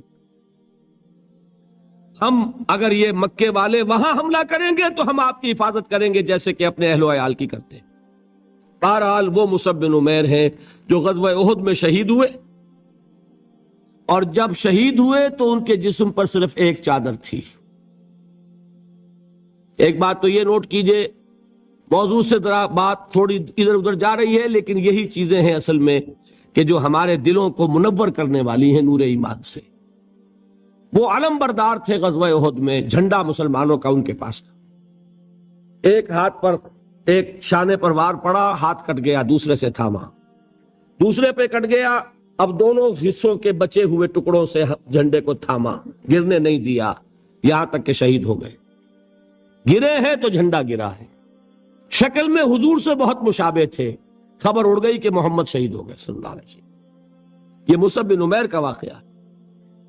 جب ان کو اب دفن کرنے کا وقت آیا، اور شہید کے لیے کفن جو ہے اس کا وہی لباس ہوتا ہے جو شہادت کے وقت ہو، حضور کے سامنے ایک پرابلم پیش کیا گیا۔ حضور، مصعب کے جسم پر تو ایک چادر تھی، اور وہ چادر بھی اتنی چھوٹی ہے، یعنی 2 گز کی چادر بھی نہیں ہے، اس سے اگر سر ڈھانپتے ہیں مصعب کا تو پیر کھل جاتے ہیں، پیر ڈھانپتے ہیں تو سر کھلتا ہے، کیا کریں؟ حضور نے فرمایا سر ڈھانپ دو چادر سے اور پیروں پر گھاس ڈال دو، یہ آخری لباس ہے جو محمد کے اس دیوانے کو اس دنیا سے رخصت ہوتے ہوئے ملا ہے، جس کا 200 درہم کا جوڑا چلتا تھا۔ یہ ہے صبر۔ برداشت کیا کہ نہیں کیا؟ تو یہ جان لیجئے، میں جو بات فلسفے کی سمجھانا چاہتا تھا وہ یہ جو پیسیو ریزسٹنس ہے 8 سال جو رہی ہے کہ تمہیں ماریں، تمہیں تکلیفیں پہنچائیں، تم پر جو بھی آئے جھیلو، برداشت کرو، تمہیں ہاتھ اٹھانے کی اجازت نہیں۔ اصل میں انقلابی عمل میں یہ بہت فیصلہ کن چیز ہے۔ اس کی وجہ کیا ہے؟ دیکھیے، اگر شروع ہی سے انقلابی لوگ وائلنٹ ہو جائیں گے تو ظاہر بات ہے وہ تو تھوڑے ہوتے ہیں، گنتی کے ہوتے ہیں۔ جو نظام قائم ہے اس کے پاس طاقت بہت ہوتی ہے، اس نظام کو اخلاقی جواز حاصل ہو جائے گا ان کو کچل دینے کا، ختم کر دینے کا۔ جبکہ وہ ہاتھ نہیں اٹھا رہے تو اخلاقی جواز تو نہیں ہے نا۔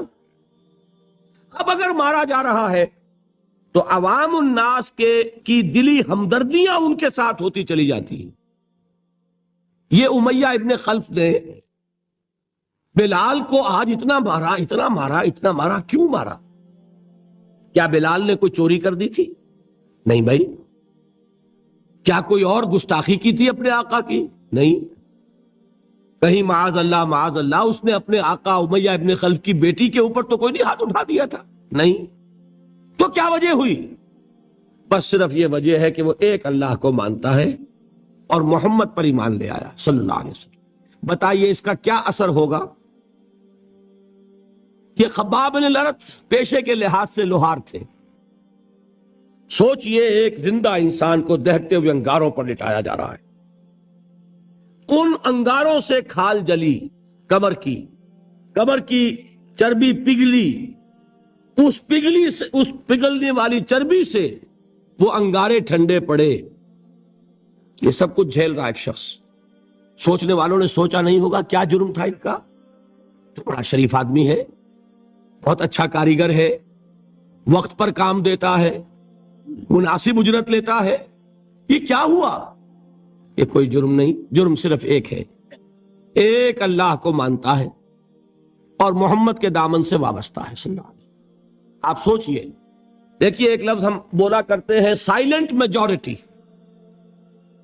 واقعہ یہ ہے کہ کسی بھی معاشرے میں میجورٹی ہمیشہ سائلنٹ رہتی ہے، وہ سائلنٹ اسپیکٹیٹر ہوتی ہے، دیکھتی رہتی ہے کیا ہو رہا ہے۔ لیکن سائلنٹ میجورٹی سائلنٹ ہوتی ہے، اندھی بہری تو نہیں ہوتی، دیکھتی تو ہے کہ کیا ہو رہا ہے، سن تو رہی ہے کہ کیا چرچے ہیں۔ اب جب وہ دیکھتے ہیں کہ کچھ شریف لوگ ہیں، بڑے ہی اعلیٰ اخلاق والے لوگ ہیں، ان پر تشدد ہو رہا ہے، انہیں مارا جا رہا ہے، انہیں ستایا جا رہا ہے، ان پر کوڑے برس رہے ہیں، انہیں دیکھتے ہوئے انگاروں پر لٹایا جا رہا ہے، ان کا کوئی جرم نہیں، کوئی ان کی خطا نہیں، سوائے اس کے کہ ایک اللہ کو مانتے ہیں، انہوں نے کسی کو نقصان نہیں پہنچایا، انہوں نے کسی کا بال بیکا نہیں کیا، انہوں نے کسی پر دست درازی نہیں کی، وہ تو دعائیں دے رہے ہیں انہوں نے۔ اس کا نتیجہ کیا نکلتا ہے؟ اندر ہی اندر سائلنٹ میجورٹی کنورٹ ہوتی ہے۔ وہ جرت تو نہیں ہوتی کہ برملا اعلان کرے، لیکن دل ان کے بدل رہے ہیں۔ اور آپ کو معلوم ہے ایک مصرع بڑا پیارا ہے، جو دلوں کو فتح کر لے وہی فاتح زمانہ۔ یہ دل فتح ہو رہے تھے اس وقت، یہ 8 برس میں محمد نے صلی اللہ علیہ وسلم قریش کے دل فتح، چاہے وہ ایمان نہیں لائے، لیکن اندر سے انہیں نظر آ رہا تھا کہ کون کیا ہے۔ یہ ہے پیسیو ریزسٹنس، یہ ہے صبر محض۔ انقلابی عمل میں، اقامت دین کی جد و جہد میں پہلا مرحلہ یہ ہے صبر کا۔ دوسرا مرحلہ کیا ہے؟ جب اتنی قوت ہو گئی کہ اب آپ کو اندازہ ہے کہ اب آپ اس باطل نظام کے خلاف اقدام کر سکتے ہیں۔ دیکھیے ریولوشنری پروسیس کسے کہتے ہیں؟ پہلے ایک انقلابی نظریہ، اس کی اشاعت ہوگی، جو لوگ اس کو قبول کریں گے انہیں آرگنائز کیا جائے گا، ایک پارٹی کی شکل دی جائے گی، پھر ان کی تربیت ہوگی، جیسا انقلاب لانا ہے ویسی تربیت کرنی ہوگی۔ اب ٹکراؤ ہوگا اس باطل نظام کے ساتھ، غلط نظام کے ساتھ، اس ٹکراؤ کا پہلا مرحلہ یہ ہے، جب تک اتنی تعداد آپ کے پاس نہ ہو کہ آپ فیصلہ کن اقدام کر سکیں، اس وقت تک دعوت ہی دینی ہے، لوگوں کی تعداد اپنے اندر شامل کرنی ہے، اپنی قوت بڑھانی ہے، اپنی تربیت کرنی ہے، اپنی اصلاح کرنی ہے، اور صبر کرنا ہے، ریٹیلیٹ نہیں کرنا، اقدام نہیں کرنا، جوابی کارروائی نہیں کرنی۔ یہ کام ہے جو 12 برس میں مکے میں مکمل ہو گیا۔ اب کیا ہوا؟ ایک تعداد اب ہے حضور کے جانثاروں کی۔ یہ تعداد کیسے لوگوں کی ہے؟ ڈیووٹڈ، ڈیڈیکیٹڈ، اپنی زندگیاں وقف کیے ہوئے لوگ، ہر طرح کے امتحان سے گزر چکے، بھٹیوں میں سے نکل چکے، تربیت ہو چکی، منظم ایسے ہیں کہ جو حضور کا حکم ہے اس پر عمل پیرا ہے۔ سمو اطاعت، سنو اور اطاعت کرو، جس کا میں عرض کر چکا ہوں، اس سے بڑا کٹھن معاملہ نہیں ہو سکتا کہ تمہیں دہتے ہوئے انگاروں پر لٹا دیا جائے، تمہیں ہاتھ اٹھانے کی اجازت نہیں ہے۔ اس پر بھی پورے اترے صحابہ کرام، کسی نے ریٹیلیٹ نہیں کیا۔ اب معلوم ہوا، اور اللہ نے ایک جگہ عطا فرما دی مدینہ منورہ، کہ وہاں حضور کو تمکن عطا فرما دیا، بیس مل گیا اب انقلابی عمل میں اقدام کا۔ بیس بھی ہے مدینہ، طاقت بھی ہے صحابہ کرام کی۔ اب اقدام ہوا۔ اقدام کیا تھا؟ نبی اکرم صلی اللہ علیہ وسلم نے مدینے پہنچنے کے بعد، اور یہ نوٹ کر لیجئے، سورہ حج کی ایک آیت ہے، اُذِنَ لِلَّذِينَ يُقَاتَلُونَ بِأَنَّهُمْ ظُلِمُوا وَإِنَّ اللَّهَ عَلَى نَصْرِهِمْ لَقَدِيرٌ۔ آج سے اجازت دی جا رہی ہے ان لوگوں کو جن پر ظلم و ستم کے پہاڑ توڑے گئے۔ ابھی تک حکم تھا ہاتھ بندے رکھو، آج سے ہاتھ کھول دیے گئے۔ یو کین ریٹیلیٹ، تم بدلہ لے سکتے ہو، جوابی کارروائی کر سکتے ہو۔ یہ آیت نازل ہوئی، حضرت عبداللہ ابن عباس کی یہ رائے ہے کہ یہ آیت نازل ہوئی ہے دوران سفر ہجرت، جب حضور مکے سے مدینے تشریف لے جا رہے تھے۔ یہ آیت نازل، یہ گویا کہ ٹرننگ پوائنٹ ہے کہ اب تک تو تمہیں حکم یہ تھا کہ چاہے تمہارے جسم کے ٹکڑے اڑا دیے جائیں، تم کوئی جوابی کارروائی نہیں کر سکتے۔ اب وہ حکم بدل گیا، اب تم اقدام کرو، جوابی کارروائی کرو۔ حضور نے کیا کیا اس کو سمجھ لیجئے، یہ سیرت کا بہت اہم باب ہے اور نگلیکٹڈ ہے، توجہ نہیں ہوئی اس پر۔ واقعات موجود ہیں سیرت کی کتابوں میں، ان واقعات کی اہمیت کیا ہے، ان سے کیا نتیجہ نکلتا ہے، اس پر زیادہ توجہ نہیں ہوئی۔ حضور نے مدینے پہنچ کر 6 مہینے تو کوئی اقدام نہیں کیا، اپنی پوزیشن کو کنسولیڈیٹ کیا۔ 3 اہم کام کیے۔ مسجد نبوی کی تعمیر کے ایک مرکز وجود میں آ جائے، وہی اب آپ کی تربیت گاہ ہے، وہی خانقاہ ہے، وہی گورنمنٹ ہاؤس ہے، وہی درسگاہ ہے، اصحاب صفہ ہے، حضور صلی اللہ علیہ وسلم ہے، نماز با جماعت ہے، خطبہ جمعہ ہے، تو خانقاہ بھی وہی، تربیت گاہ بھی وہی، درسگاہ بھی وہی، گورنمنٹ ہاؤس بھی وہی۔ دوسرا کام کیا کیا؟ جو یہودی قبائل تھے ان کو جکڑ لیا، معاہدوں میں معاہدے کر لیے، تاکہ مدینے کے ڈیفنس کے لیے جوائنٹ ڈیفنس، اگر مدینے پر حملہ ہوگا طے ہو گیا کہ مل جل کر ڈیفینڈ کریں گے۔ یہ ایک بہت بڑا اقدام ہے۔ یہ تو آپ جو مستشرقین ہیں ان کی اگر کتابیں پڑھیں، Muhammad at Mecca, Muhammad at Medina by Montgomery Watt, تو آپ کو پتا چلے گا کہ کیا کیا تعریفیں لوگوں نے کی ہے کہ یہ کس قدر اہم اقدام تھا اور کتنی دور بینی اور پیش بندی کا معاملہ کیا تھا محمد رسول اللہ نے۔ تیسرا کام کیا کیا؟ مواخات مہاجرین اور انصار کو جوڑ کر ایک وحدت بنانا۔ آپ کو معلوم ہے اس کی تاریخ میں کوئی مثال نہیں ہے۔ ایک انصاری ایک مہاجر بھائی ہو گئے تو لوگوں نے گھر تقسیم کر دیے، دکانیں تقسیم کر دی، کاروبار بانٹ دیے۔ یہاں تک واقعہ ملتا ہے کہ ایک انصاری صحابی اپنے مہاجر بھائی کو گھر لے گئے، فرمایا یہ میری 2 بیویاں ہیں، ان میں سے جو تمہیں پسند ہو اشارہ کر دو، میں ابھی طلاق دے دوں گا تاکہ تم ان سے شادی کر لو۔ میں یہ برداشت کرنے کو تیار نہیں کہ میرے گھر میں 2 بیویاں ہوں اور میرے بھائی کا گھر جو ہے وہ آباد نہ ہو۔ کوئی مغالطہ آپ کو نہ ہو جائے، کوئی غلط دلیل اس سے آپ نہ لیں۔ اس وقت تک پردے کا حکم نہیں آیا تھا، پردے کا حکم بعد میں آیا، وہ سن 5 میں آیا، 6 میں آیا، سورہ نور میں، سورہ احزاب میں۔ یہ تو 5 اور 6 کی صورتیں ہیں۔ یہ واقعہ ہو رہا ہے سن 1 ہجری میں، تو ابھی پردے کا حکم تھا نہیں، پردہ اس معاشرے میں تھا نہیں۔ گھر لے گئے سیدھے، یہ 2 بیویاں ہیں اور ان میں بھی چوائس تمہارا، جو تم پسند کرو۔ یہ 3 کام ہے انٹرنل کنسولیڈیشن، اور اس کے بعد آپ نے اب چھاپا مار دستے بھیجنے شروع کر دیے۔ مکے کے خلاف اقدام، وہ اقدام کیا ہے؟ جدید اصطلاح میں بات سمجھا دوں گا۔ 2 کام: political isolation of Quraysh and economic blockade of Mecca. حضور تشریف لے گئے، ایک قبیلے سے آپ نے معاہدہ کر لیا، وہ قبیلہ یا تو پہلے حلیف تھا قریش کا، اب حلیف ہو گیا محمد کا صلی اللہ علیہ وسلم۔ قریش کی آئسولیشن ہو رہی ہے اور حضور کی قوت بڑھ رہی ہے، یا یہ کہ ان کا بھی معاہدہ ہو گیا ان کا بھی ہو گیا تو نیوٹرل تو ہو گیا نا۔ یہ ہے پولیٹیکل آئسولیشن آف قریش۔ اور اکنامک بلاکیڈ کیا ہے؟ قریش کا کیا تھا ذریعہ معاش؟ تجارت۔ تجارتی قافلے کہاں جاتے تھے؟ شام، وہ راستہ گزرتا تھا بدر کے پاس سے، اور جاتے تھے یمن، وہ راستہ گزرتا تھا طائف ہو کر۔ حضور نے دونوں پر دستے بھیجنے شروع کر دیے۔ He proved his military presence on the caravan routes of Quraysh۔ بات سمجھ رہے؟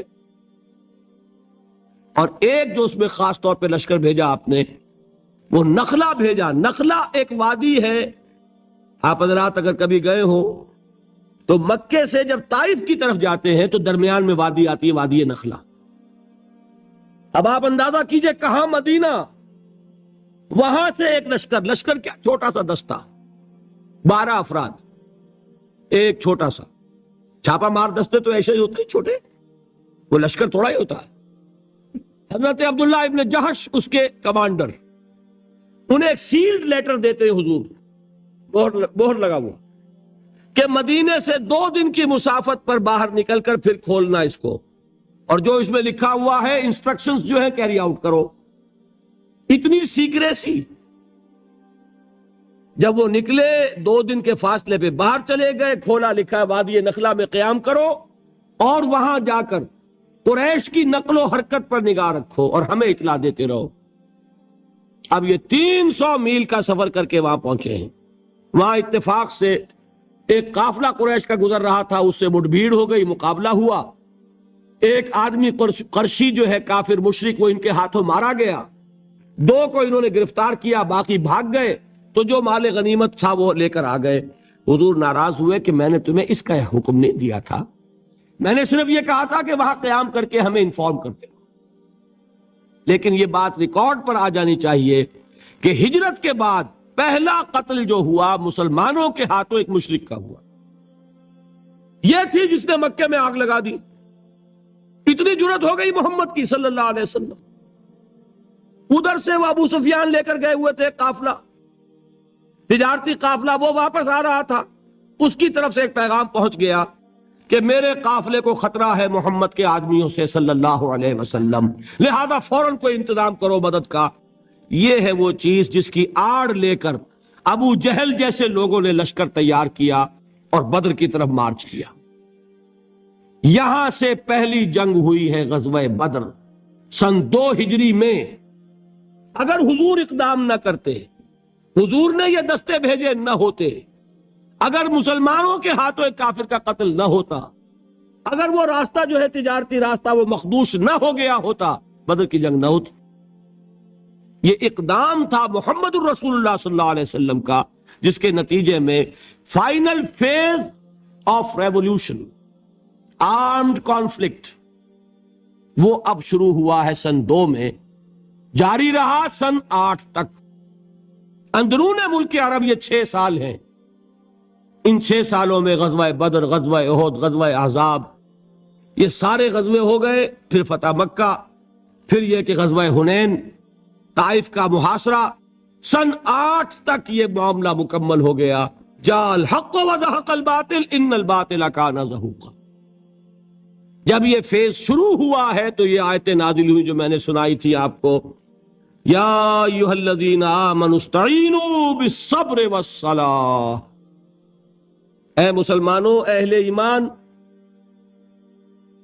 مدد حاصل کرو. اب جو نیا فیز شروع ہو چکا ہے تمہاری جد و جہد کا. یہ مدنی آیت ہے نا، مدنی صورت ہے. وہ جد و جہد کا دور جو تھا مکی وہ کچھ اور تھا، یہ کچھ اور ہے.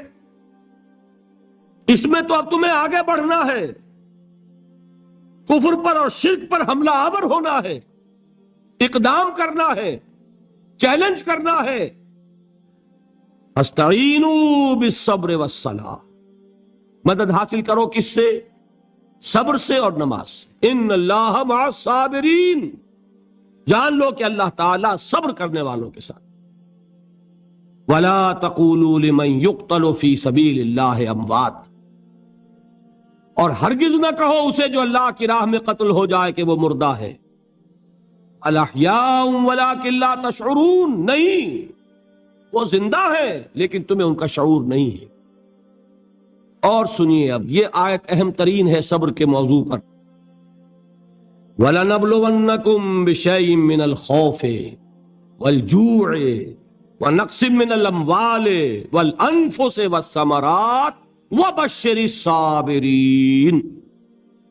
اور دیکھو ہم تمہیں آزمائیں گے. وَلَنَبْلُوَنَّكُمْ، ہم لازماً آزمائیں گے تمہیں. بِشَيْءٍ مِّنَ الْخَوْفِ، خوف کی کیفیت طاری کر کے. والجوع، بھوک، فقر اور فاقہ. ونقص من الاموال، مالی نقصان. والانفس، جانی نقصان. والثمرات، اور ثمرات، پھلوں اور میووں کا نقصان. میرے نزدیک یہاں پر ثمرات کا مفہوم ایک اور بھی ہے. ایک تو صاف تھا کھجور کی فصل تیار ہے اور غزوہ تبوک جانے کا حکم مل گیا، کون اتارے گا؟ اور کھجور وقت پر اتری نہیں، برباد ہو جائے گی. یہ ہو رہا ہے نا میووں کا نقصان. اور میرے نزدیک یہاں یہ بھی ہے، بسا اوقات بہت سی محنتوں کا نتیجہ انسان دیکھتا ہے کہ ضائع چلا گیا. میں نے 10 سال محنت کی، حاصل کوئی نہیں نکلا. یہ ثمرات کیا ہیں؟ محنتیں، محنتوں کے ثمرات کا ضیاع. کوشش آپ نے کی، قسمت کی خوبی دیکھی ہے، ٹوٹی کہاں کمن. 2-4 ہاتھ جب کے لبے بام رہ گئے. Be prepared. ایک شاعر کے یہ اشعار ہیں، وہ کمیونسٹ تھا، میں نام بھی نہیں لیتا، لیکن یہ کہ یہ اسی انقلابی، چونکہ ان کا بھی ایک انقلابی نظریہ ہے، انقلابی عمل میں یہ سارے مراحل آتے ہیں. کوئی سیٹ بیک آیا، فرض کیجئے کوئی ناکامی ہو گئی، تو اپنے ساتھیوں کو دل بندھانے کے لیے یہ فصل امیدوں کی ہمدم اس بار بھی غارت جائے گی. سب محنت صبحوں شاموں کی اب کے بھی اکارت جائے گی. میرے نزدیک یہ ثمرات کا جو لفظ یہاں آیا ہے، وَنَقْصٍ مِّنَ الْأَمْوَالِ وَالْأَنفُسِ وَالثَّمَرَاتِ، سب محنت صبحوں شاموں کی اب کے بھی اکارت جائے گی. دھرتی کے کونوں کھدروں میں پھر اپنے لہو کی کھاد بھرو، پھر مٹی سینچو اشکوں سے، پھر اگلی رت کی فکر کرو، پھر اگلی رت کی فکر کرو. جب پھر ایک بار اجڑنا ہے، ایک فصل پکی تو بھر پایا، تب تک تو یہی کچھ کرنا ہے. ایک مقصد ہے سامنے، انقلاب برپا کرنا ہے. ایک کوشش ناکام ہو جائے کوئی پرواہ نہیں، نیکسٹ. پھر تیار رہو ناکامی کے لیے. ایسا نہ ہو جو انگریزی میں کہتے ہیں hope for the best but be prepared for the worst.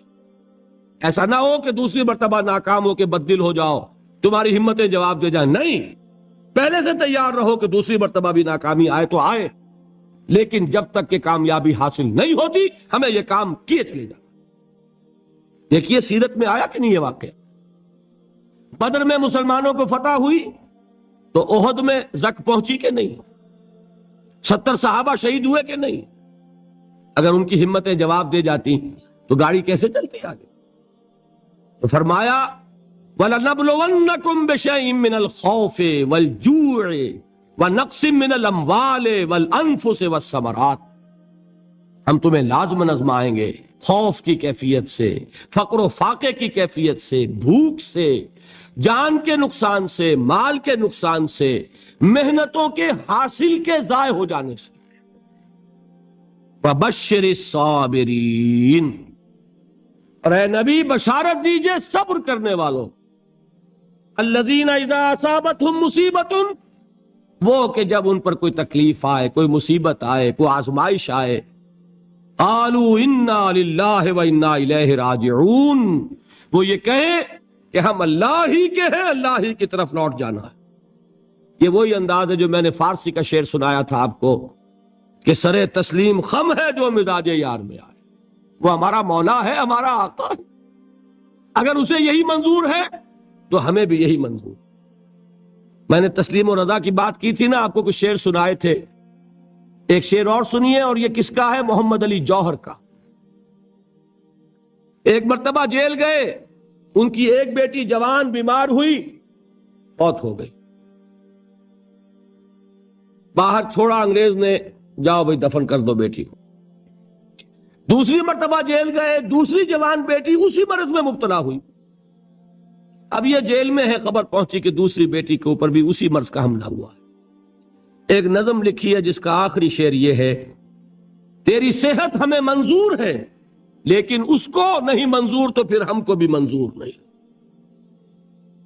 یہ ہے، جب تک یہ کیفیت نہ ہو اس میدان میں آدمی ثابت قدم نہیں رہ سکتا کہ میرے رب کو اگر یہ منظور ہے تو یہی مجھے منظور ہے، اور تیری صحت ہمیں چاہیے تو ضرور لیکن ہمارے رب کو منظور نہیں تو ہمیں بھی منظور۔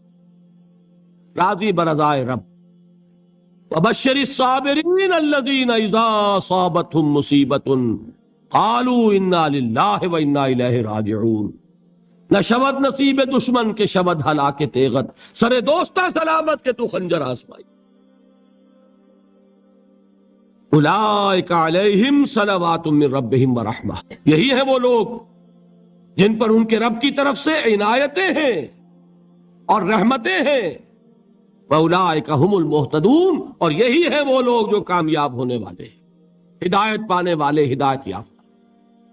اسی سورہ بقرہ میں ذرا آگے چل کر، یہ تو ہے 20واں رکوع، 19واں رکوع، 21ویں رکوع کی پہلی آیت ہے، لَيْسَ الْبِرَّ أَن تُوَلُّوا وُجُوهَكُمْ قِبَلَ الْمَشْرِقِ وَالْمَغْرِبِ وَلَٰكِنَّ الْبِرَّ مَنْ آمَنَ بِاللَّهِ وَالْيَوْمِ الْآخِرِ وَالْمَلَائِكَةِ وَالْكِتَابِ وَالنَّبِيِّينَ وَآتَى المال على حبه ذوي القربى واليتامى والمساكين وابن السبيل والسائلين وفي الرقاب وأقام الصلاة وآتى الزكاة والموفون بعهدهم إذا عاهدوا والصابرين في البأساء والضراء وحين البأس۔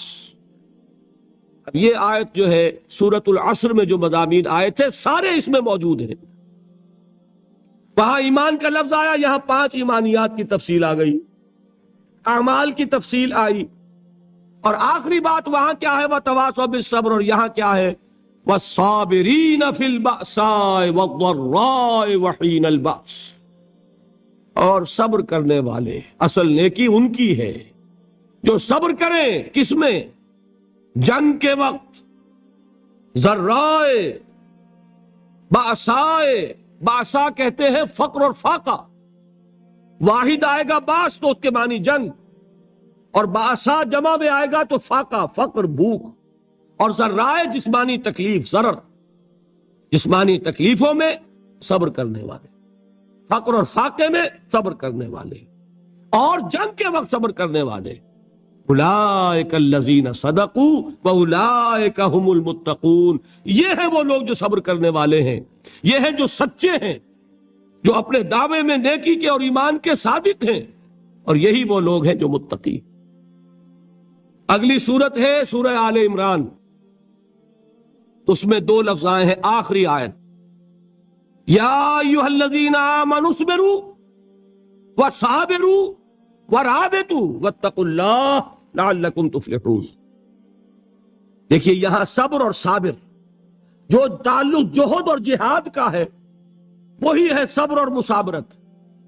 صبر ایک طرفہ عمل ہے، آپ جھیل رہے ہیں، برداشت کر رہے ہیں، صبر علی المعصیہ، صبر علی الطاعہ، صبر علی الابتلاء، یہ سب کیا ہے؟ صبر۔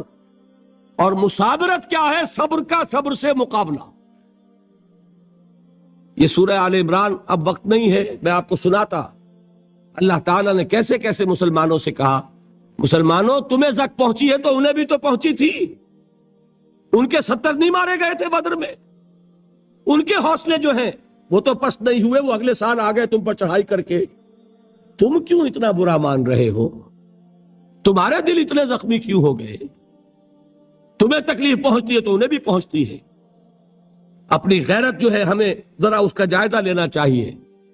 لوگ باطل نظریات کے لیے کتنی قربانیاں دے رہے ہیں، لوگ باطل چیزوں کے فروغ کے لیے کتنی محنتیں کر رہے ہیں۔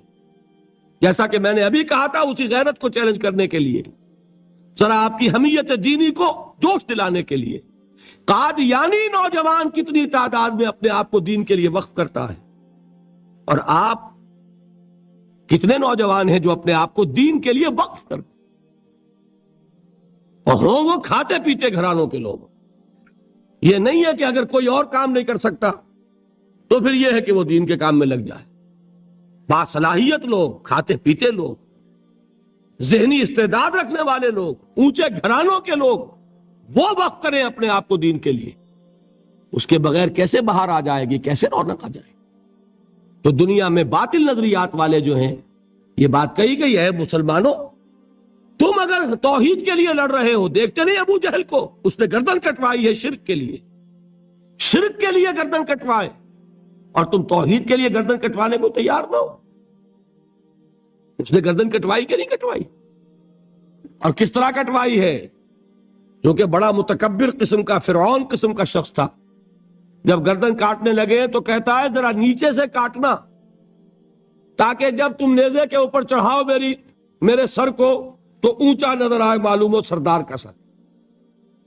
وہ بدبخت مرتے ہوئے بھی جو اس کی یہ کیفیت تھی نا، اس کو ذہن میں رکھیے۔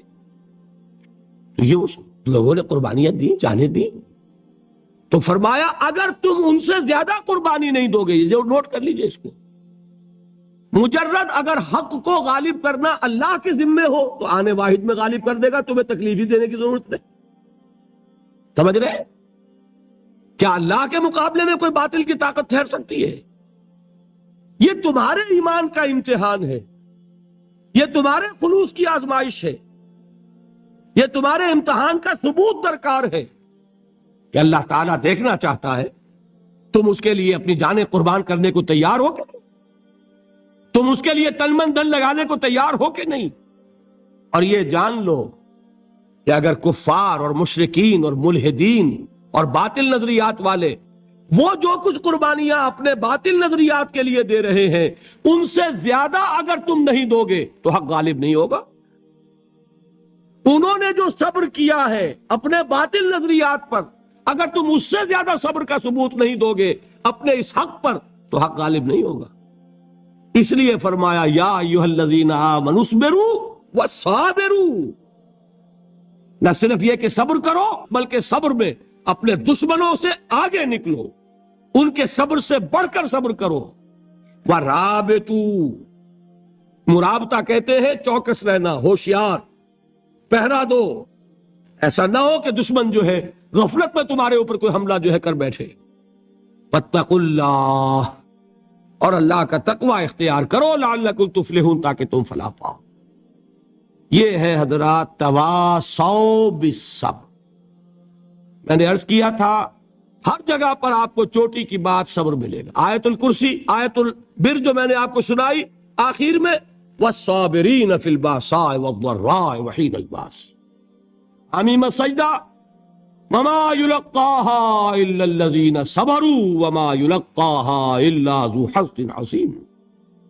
اس کے بغیر تو نہیں ہوگا۔ چھوڑدلے لوگ، کم ہمت لوگ، عزیمت نہ رکھتے ہو، حوصلہ نہ رکھتے ہو، برداشت نہ رکھتے ہو، تحمل نہ کر سکیں، لالچ سے ڈگمگا جائیں۔ دیکھیے یہ بھی میں نے چونکہ بات کہی تھی، سن لیجئے سیرت سے۔ حضور صلی اللہ علیہ وسلم کے بارے میں جب مکے کے سرداروں کو یہ یقین ہو گیا کہ تشدد ہمارا فیل ہو گیا ہے، نہ محمد بدل ہوئے نہ ان کے ساتھی صلی اللہ علیہ وسلم ورضی اللہ تعالی عنہم اجمعین، تو انہوں نے دوسرا پاسا پھینکا۔ پہلا پاسا کیا تھا؟ استہزاء، تمسخر، مذاق، ڈیمورلائز کرو، نروس بریک ڈاؤن کرو، ان کا بیٹھ جائیں گے پتاشے کی طرح، معلوم ہوا نہیں ہے تو کھڑے رہے۔ تو دوسرا وار، مارو، ستاؤ، تکلیفیں دو، بھوکا مارو، دہکتے ہوئے انگاروں پر لٹاؤ، ان کو ہلاک کرو۔ معلوم ہوا یہ حربہ بھی ناکام ہو گیا، ایک آدمی واپس نہیں پھرا، ایک شخص کو بھی ہم اپنے اس تمام پرسیکیوشن سے نہ توحید سے ہٹا سکے نہ محمد سے برگشتہ کر سکے صلی اللہ علیہ وسلم، بلکہ مرض بڑھتا گیا جوں جوں دوا کی۔ ان کے اعتبار سے تو مرض تھا نہیں کہ وہ تو بات آگے بڑھ رہی، ہم نے جتنا دبایا، وہ جو کہا ہے کہ اتنا ہی یہ ابھرے گا جتنا کہ دبا دیں گے، تو ہمارا دباؤ جو ہے وہ ناکام ہو گیا۔ تو تیسرا بار آیا تھا، وہ کیا تھا؟ سفارت آئی ابو طالب کے پاس، دیکھو ابو طالب تمہارا بھتیجا جو ہے وہ ہمارے معبودوں کو باطل ٹھہرا رہا ہے، ہم تنگ آ چکے ہیں، اگر تو اسے بادشاہت چاہیے، اگرچہ ہم کسی بادشاہت کے عادی نہیں ہیں، لیکن ہم اسے اپنا بادشاہ بھی مان لیں۔ اگر اسے دولت چاہیے، وہ اشارہ کرے، ہم سیم و زر کے انبار اس کے قدموں میں لگا دیں گے، اور کہیں نکاح کرنا چاہے اشارہ کر دے، جس اونچے سے اونچے گھرانے میں وہ چاہے گا قریش کے، ہم اس کی شادی کر دیں گے۔ تینوں ہی لالچ ہے نا دنیا میں۔ ویسے تو زر، زن، زمین، آپ کے ہاں یہ تین زے مشہور ہیں، زر، زن، زمین۔ زمین کو اقتدار سمجھ لیجئے، قوت سمجھ لیجئے، دبدبا سمجھ لیجئے۔ زن، زر اور حکومت، تینوں پیشکشیں انہوں نے کی۔ دیکھیے یہ ہوتے ہیں مرحلے تحریکوں کے لیے بہت ہی نازک۔ نبی کے لیے تو خیر کوئی امکان نہیں تھا، غیر نبی ہو تو سوچے گا نا، یہ بادشاہ بنا رہے ہیں، بادشاہ بنو، اس وقت تھوڑا سا کمپرومائز کر لو، پھر ہاتھ میں قوت آ جائے گی تو پھر سب ٹھیک کر لیں گے۔ اگرچہ کبھی ٹھیک نہیں ہوتا، وہ ٹھیک ہوتا ہے اسی پروسیس سے جو محمد الرسول اللہ نے اختیار کیا۔ یہ تمام ٹیمپٹیشنز ہوتی ہیں، راستے سے بھٹکانے کی کوشش، کہ دباؤ سے نہیں مانے تو یہ لعنت جو ہے یہ انہیں ہٹائے۔ کیا جواب تھا حضور کا صلی اللہ علیہ وسلم؟ چچا نے جب بات کی ہے، انہیں براہ راست تو حضور سے بات کرنے کی ضرورت نہیں ہوئی تھی، ابو طالب کے واسطے سے بات کی۔ چچا نے جب بات کی ہے آ کر، حضور نے فرمایا چچا جان اگر وہ میرے داہنے ہاتھ میں سورج اور بائیں میں چاند رکھ دے تب بھی میں یہ کام نہیں چھوڑ سکتا۔ تو عزیمت میں نے کہا تھا صبر کیا ہے؟ اپنے طے کردہ راستے پر بڑھتے چلے جانا، نہ کسی ٹیمپٹیشن سے، نہ کسی پریشر سے، نہ کسی تکلیف سے، نہ کسی ایذا سے، نہ کسی استہزاء سے، کسی سے بھی متاثر ہوئے بغیر اپنی منزل کی طرف پیش قدمی کیے چلے جانا، یہ ہے صبر۔ یہ صبر کی آخری منزل۔ اور انقلابی صبر جو ہے اس میں ایک مرحلہ آتا ہے پیسیو ریزسٹنس، ایک آتا ہے ایکٹیو ریزسٹنس۔